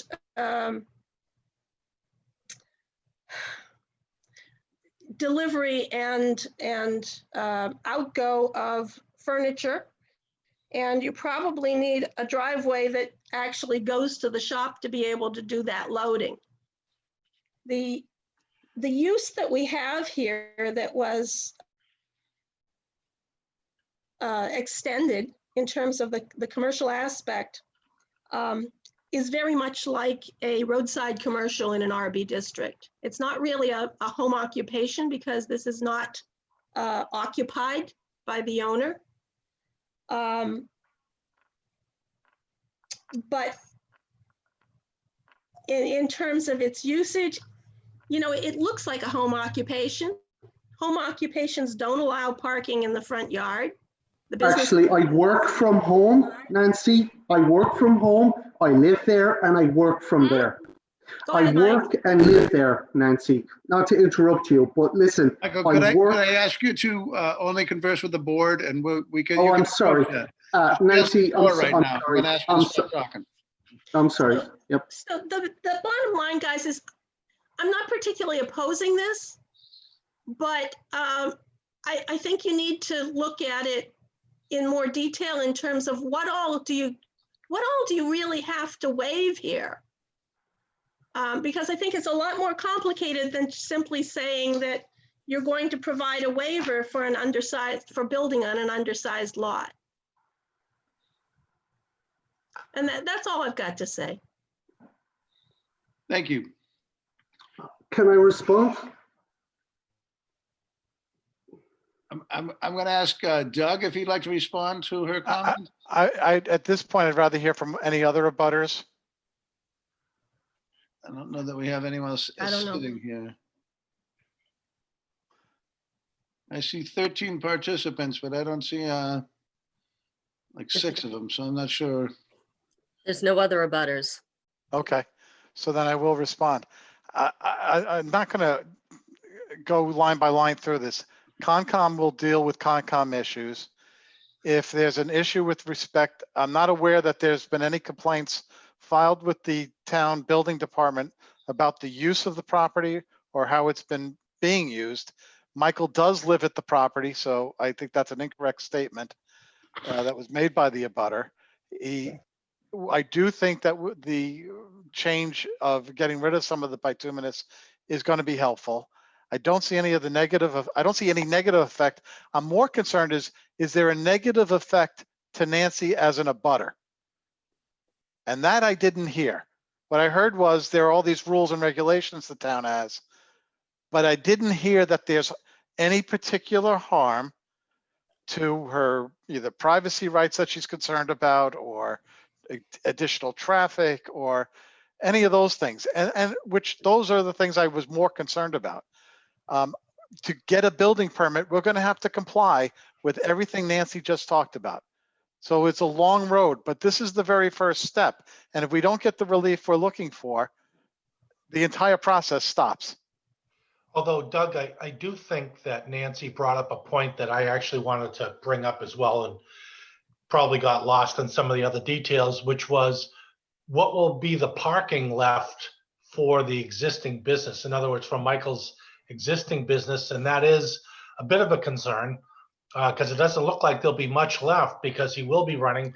And I think what she was referring to is shipping and receiving and then other folks that may be dropping by to drop things off. Yeah. You know, is there going to be adequate parking and room to do that? Yeah, and I think the difference is that because of the internet and the way sales are done, and Michael goes to clients' houses and he picks them up in his truck or van and he brings it to the shop. It's not that he's having a heavy influx of customers. It's him going out and coming back. Thank you, Doug. If I could chime in, I'm sorry. Please. I'm not used to this, but my neighbors have said, like, if you go by the shop at any given point during the week, there's no cars. I do a lot of texting. People like send me pictures if I want to engage, or if there's something that like an heirloom or something. But this is not a. It's I go to their house. It's not a high traffic. There's never any. It's like this big empty parking lot, and it's I specialize, and I go and people make appointments. It's not retail. It's specialized. Part of Michael's business is he goes to their house. Yes. And that's part of his personalization and why his business is so successful. Yes. He does not have people coming to his shop all the time. Like, it's very rare. I mean, it's not a drive-by. Yeah, it's not. It's not once a year, twice a year. It's not. There's and I would like encourage that the members to just go by any given time of the day or night or week or month. There's no traffic. There's my tractor. It's sitting in the front lawn. Well, other than the traffic, the people make the traffic. Thank you, Mr. Chairman. So I think I'm going to let Nancy chime in again. She seems to have her hand raised. Nancy? Thank you, Brian. Yeah, I'd like to talk in support of Mike. He really doesn't have much road traffic there, people coming in. It's very seldom that you see visitors to it. He's got a limited number of trucks of his own, but remember, this is permitted as a commercial property, and that permitting will go with the land as long as the usage isn't changed. And the property, for the size of it, requires a lot more parking if somebody else goes in there and does something else. So I'm just saying, take that into consideration in your findings and address it. I'm not saying that he's causing me harm as an abutter. The properties along Littleton Road, I mean, my property's bigger, but a lot of them are certainly half-sized because they were created back in the 1890s. Whatever is built there probably won't look like the rest of the community because they were all built back in the 1890s. But that's okay. We have a mixed community. That's not a requirement. I'm not speaking against this change. I'm speaking for making a comprehensive evaluation of it against our zoning bylaws and addressing it and covering it and covering all of the bases in your findings. Thank you. And that's all. Yeah.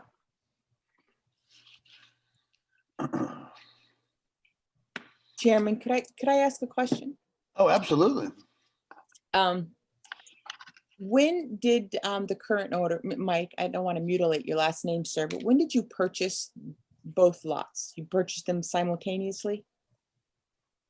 My last name is Smith. That's an easy one. And you know what? You could call me O. Smith. how do you spell that, Michael? When did you purchase the property, and did you purchase? Well, actually, I've just had 2 martinis because I've been so worried about this whole meeting all night. So I can answer the question. The deed, my Michael, attorney. The deed is 2011. And was that for both lots? Yes. And when he purchased both lots, did he understand at time of purchase that one lot was non-buildable? I don't think he knew one way or the other. Was there any indication, I mean, in the documents in the sale process, was it documented that it was a non-buildable, non-conforming? No, it all came in one description. Do you would happen to have a copy of that? So it described it as one huge lot? No, not one huge lot, it's just one description. Because that follows from the deed into Dr. Caniff in 1967. So when Dr. Caniff bought it, he got both parcels, and then when he transferred it out, There was an interim party that got it and got a plan that did the perimeter of the entirety. And that followed through for the next 25, 30 years. So it wasn't described as multiple lots. So when he bought it, he understood it to be one single lot? He understood they was buying a parcel that was larger and it came in one description, but it derived from two different titles.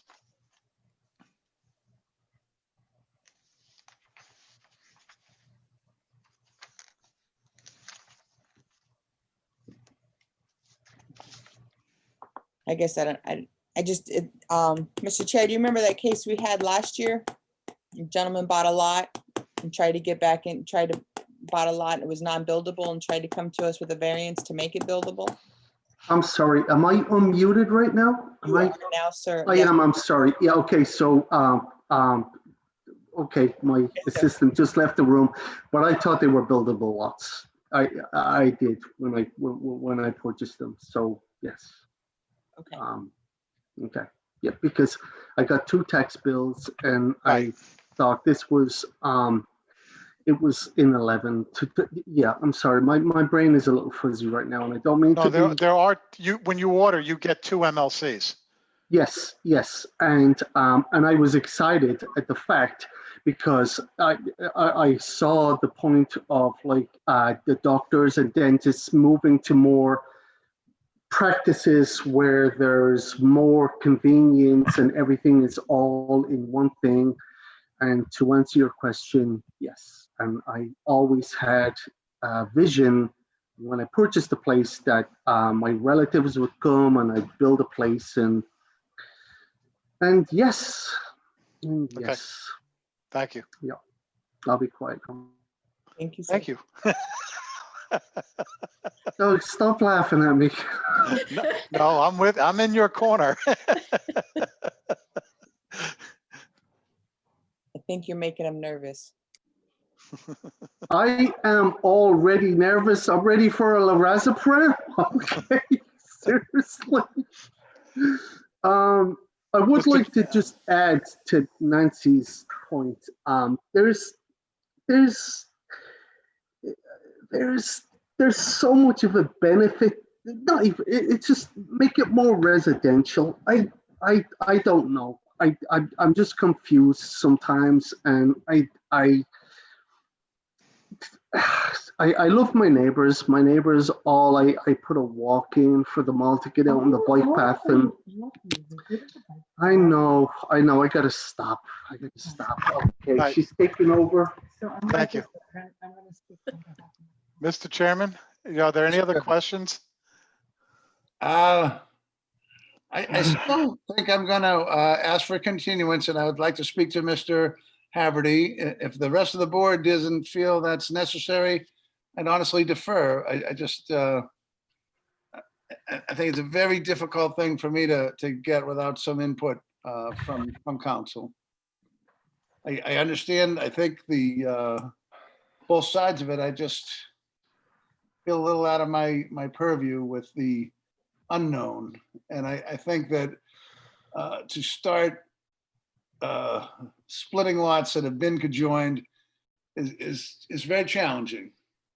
I can take into account the project on Princeton Street. I'm thinking of the one on Kenwood that we had a difficult time with, and I just think I'd like the support of council to understand legally what, and I do understand we have the purview to do it. I get that. And it is a decision I'd just like some reassurance on, I guess. Are there any other particular concerns of the board members where we haven't answered a question that's in their minds? Because if there is, I'd like to try to address them as best as possible. I could ask the board if anyone has other questions of Mr. Hausler that he could expound on. I mean, I would like to hear more about this 1964 variance that was issued. I feel like somebody should dig that up somewhere, or I don't know. I find it a little bit worrying that it's out there somewhere and nobody can find it, or it is or it isn't, or I don't know. That's a little.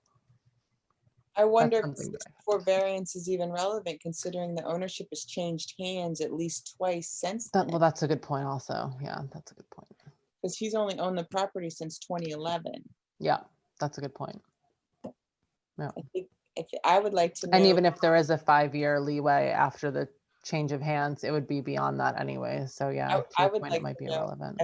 description wise, what exact description was at time of purchase, if there was any legalese to determine or articulate buildable, non-buildable type of verbiage, I think might help articulate or clarify or not clarify. At the time of purchase, was it considered 2 lots or? was the Consider 2 deed lots, 1 reflect lot. that? Yeah, was it 1 lot? Was it 1 buildable lot and 1 non-buildable lot? So do you know what I mean? I just I feel like kinda- real estate kinda agents will usually quote unquote, well, they will advertise them as buildable lots.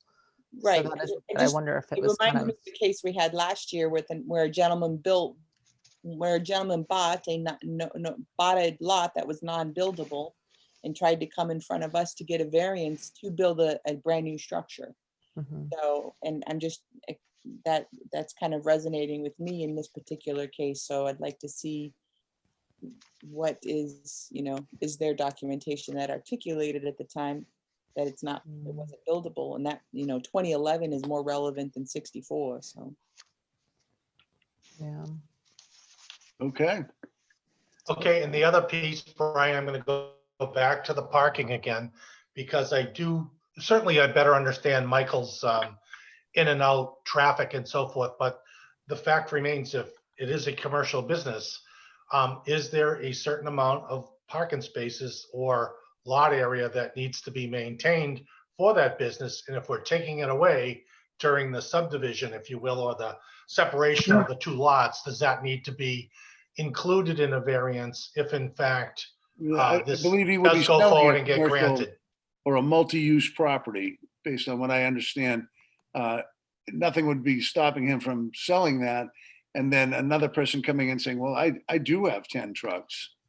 So you. No, I'm talking about the minimums, just for, permitting purposes. So in other words, if Right, he's is that gonna a run a requirement? commercial business, does he need that now? And if he doesn't want it because he feels as though he has the basis to not have it, then should that be included in this variance?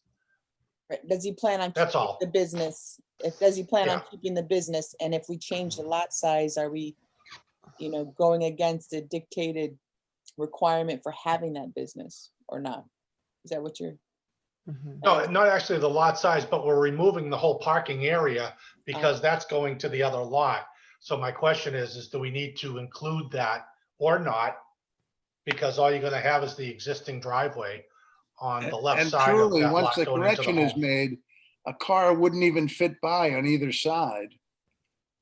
Even with the 10 foot on the shop side, I guess you could get a car by that, but it would be very tight. Yeah, On the I'm just other side, 8 foot suggesting 6. that we look at that, that's all.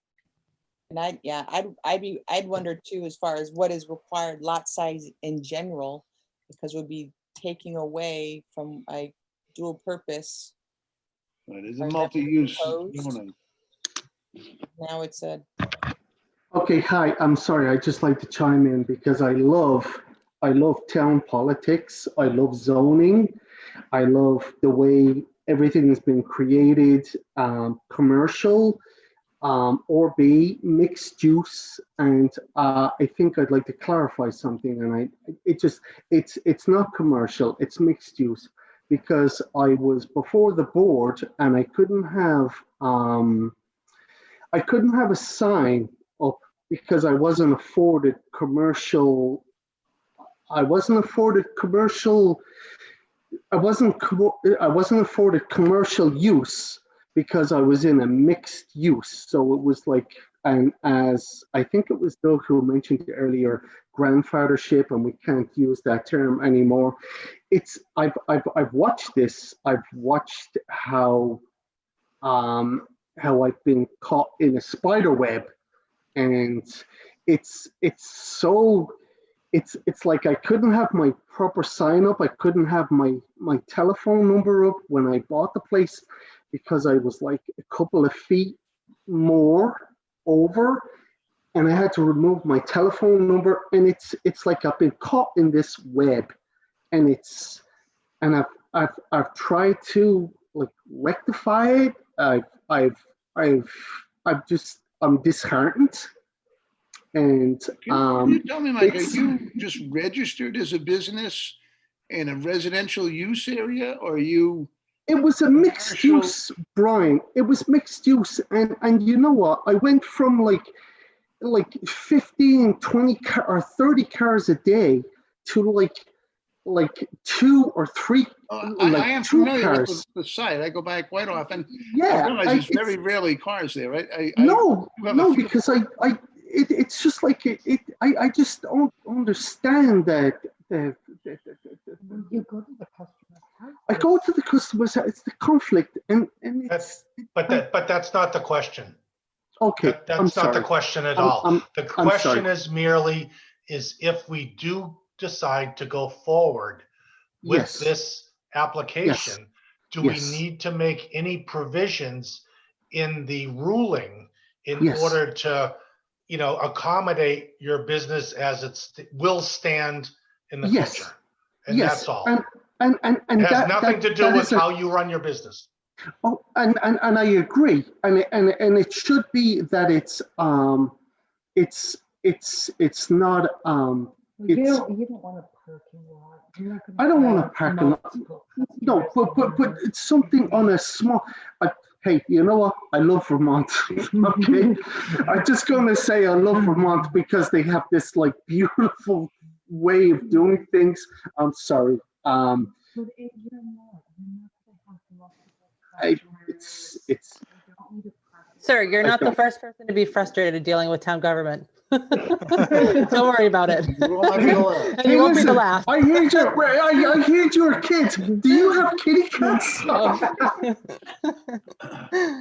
No, it's yeah, no, and It's a I know it's a process. process. I know Yeah. it's a process. It is a process. I'm on the bike path. Okay, my neighbors. I know Nancy brought up a lot of stuff that I don't understand, but okay, Nancy lives across the street. If you drive by my place and you look at Nancy's place, Nancy's not there. Okay, Nancy's on High Street. I want to. Okay, but I'm gonna stop. I have a very good relationship with all my neighbors on 110. Really, and you know what? It's a beautiful thing to have a good relationship with your neighbors. That's right. And it's a beautiful thing. Nancy, there you were. Okay. I'm here.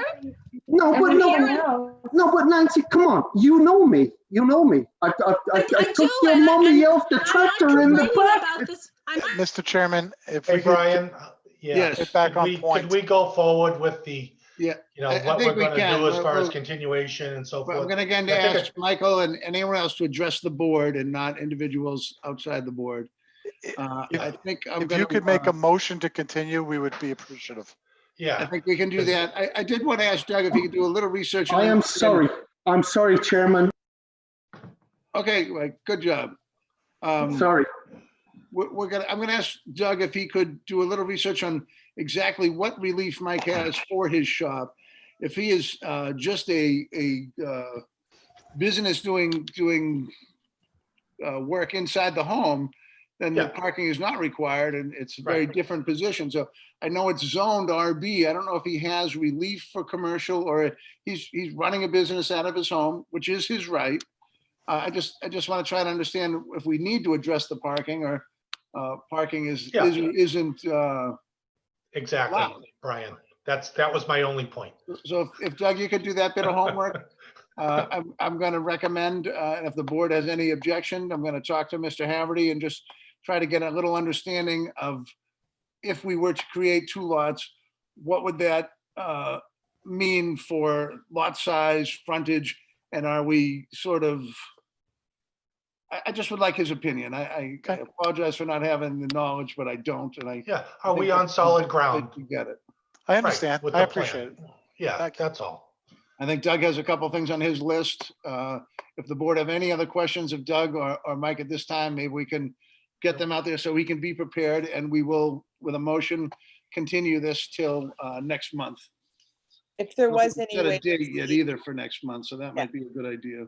if there was any way to know for sure whether or not it was identified as a non-buildable lot, that other lot that he's now trying to build on, if he was sold as non-buildable. Okay.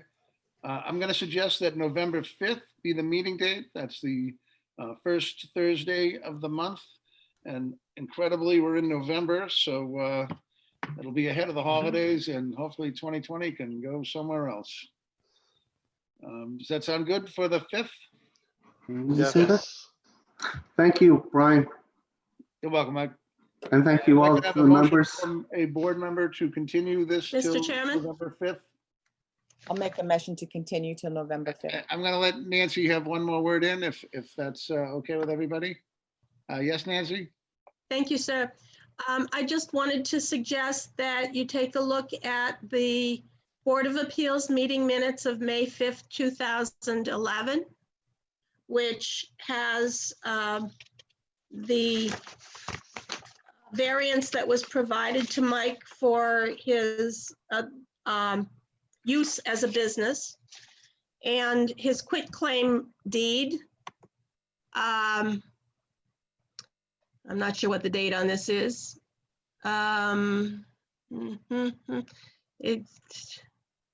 Which provides the description of the property as he purchased it. I can read it to you if you like, but I would suggest that it be submitted as part of the application. I think you could submit that to Colleen, and then it could become part of the record. It's We could already read it part of the like- record. Brian, is. it's already, I already gave it. I haven't got an opportunity to see it, and I apologize. I have in front of me everything I thought was provided, but it does not include that document. Okay. The deed is in there. Yeah, I did not receive it. I Okay. guess Colleen has it, and maybe she can make that Very well. something we can all see. It would be helpful, I think. And if you, Colleen, you could get the decision, that would be terrific too. Sounds good. Have we done the minutes for 2011 yet? Thank you, sir. Yow. I Wow. think Janet just flinched. Sorry, I'm sorry. You're I lucky think I Janet love just you. flinched on that one. Okay, moving right along. Now that I'll never be able to see Colleen again. Could I have a motion to continue the meeting? Yes, Thank you. I'll make the motion. And I'll second it. Second by Jamie. And I have to do a quick roll call. Mark, are you in favor of continuing? Yeah, yes. Nancy, are you in favor of continuing? Yes. Erin, are you in favor of continuing? Yes. And Jamie, you're in favor of continuing? Yes. Brian is also in favor of continuing. The meeting will be continued till November, what did I say, 4th or 5th? Fifth.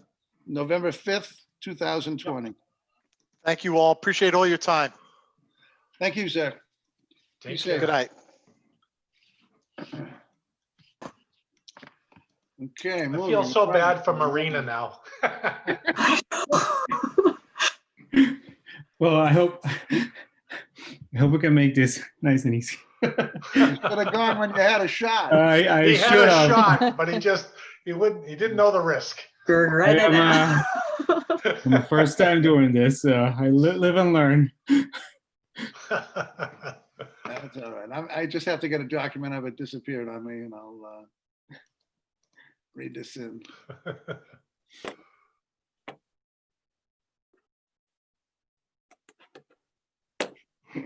Are you waiting for me to put up the agenda?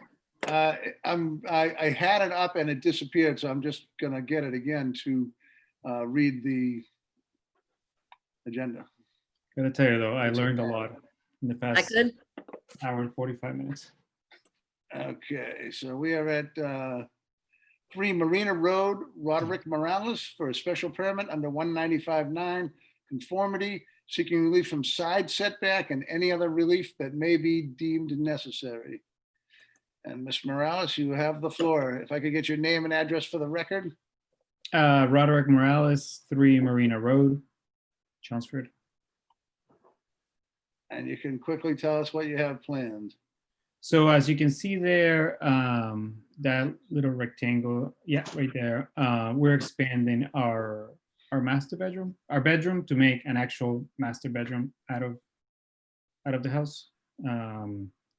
So that's really all we're doing. That requires sort of like a special variance or whatever. A special permit, and it looks like you're taking the addition right to the edge of the special permit allowance, so. Yep. Does the board have any questions of this application? Is that the only direction you could go with that particular addition? In For other words, that, you couldn't go back? Yeah, because so on the corner, top corner, that's where our bedroom is. And to the left of that is our bathroom. So all the plumbing is there.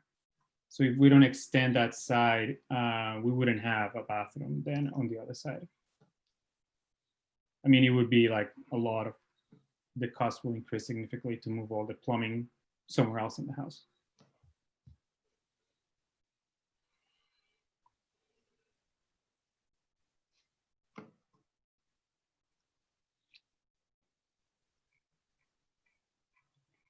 I sent Colleen elevations, but I got him too late, so I don't know if she has them with her. Oh, wrong one. We've sort of rebuilt the Campanelli Ranch. While Colleen's bringing those up, are there any other questions of Mr. Morales?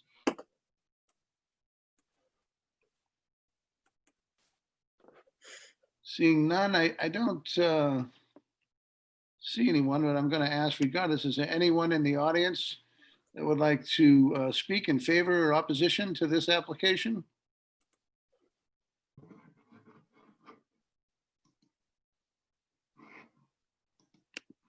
Seeing none, unless there are further questions, I'm going to close the public hearing. Oh, I'm sorry, we need to read some letters. I apologize. And the elevations have come up. Yep.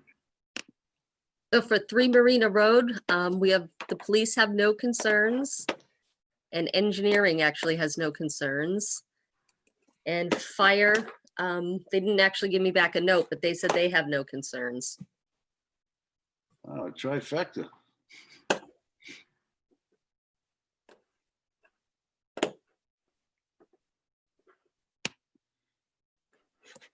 So perhaps a motion to close the public hearing?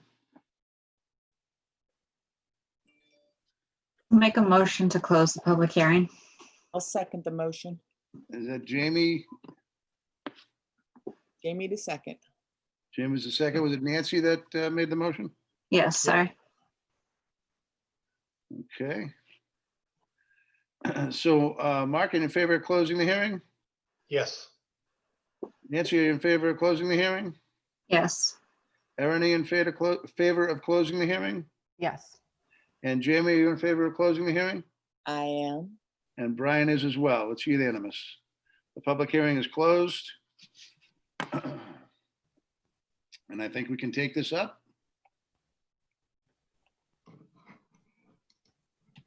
Anyone like to make a motion? Seems straightforward to me. I agree. I have to pull up my. Is that your motion? I'm trying to pull up the thing so I can read right now. Oh, yeah, okay. So it Not in is front of me. 3 Marina Road. I got it. You ready? I'll make a motion that we approve the special permit for 3 Marina Road for a special permit under 195.9 conformity to seeking relief from side setback and any other relief deemed necessary, and to include all letters read in. That was the perfect motion. I will second it. Second by Nancy. And I'll take a quick roll call. Mark, are you in favor of the motion? Yes. Nancy, are you in favor of the motion? Yes. Erin, are you in favor of the motion? Yes. And Jamie, are you in favor of the motion? I am. And Brian is also. It's unanimous. The application passes. Awesome. Thank you all. Thank you for, Tell the lawyers, that's how you do it. yeah. I learned a lot in the past hour and a half, so. All that stressing, and you can go and have a good night now, sir. Get off easy. Thank you. Have a great night. Take care now. Good Bye-bye. night. All right, I'll make a motion to close. Uh, I'll second that. Third, fourth, unanimous? We have a third, we have a fourth, we have a fifth. A quick roll call. Mark is in favor of closing. Yes. Nancy's in favor. Yes. Erin is in favor. Yes. Jamie's in favor. Yes.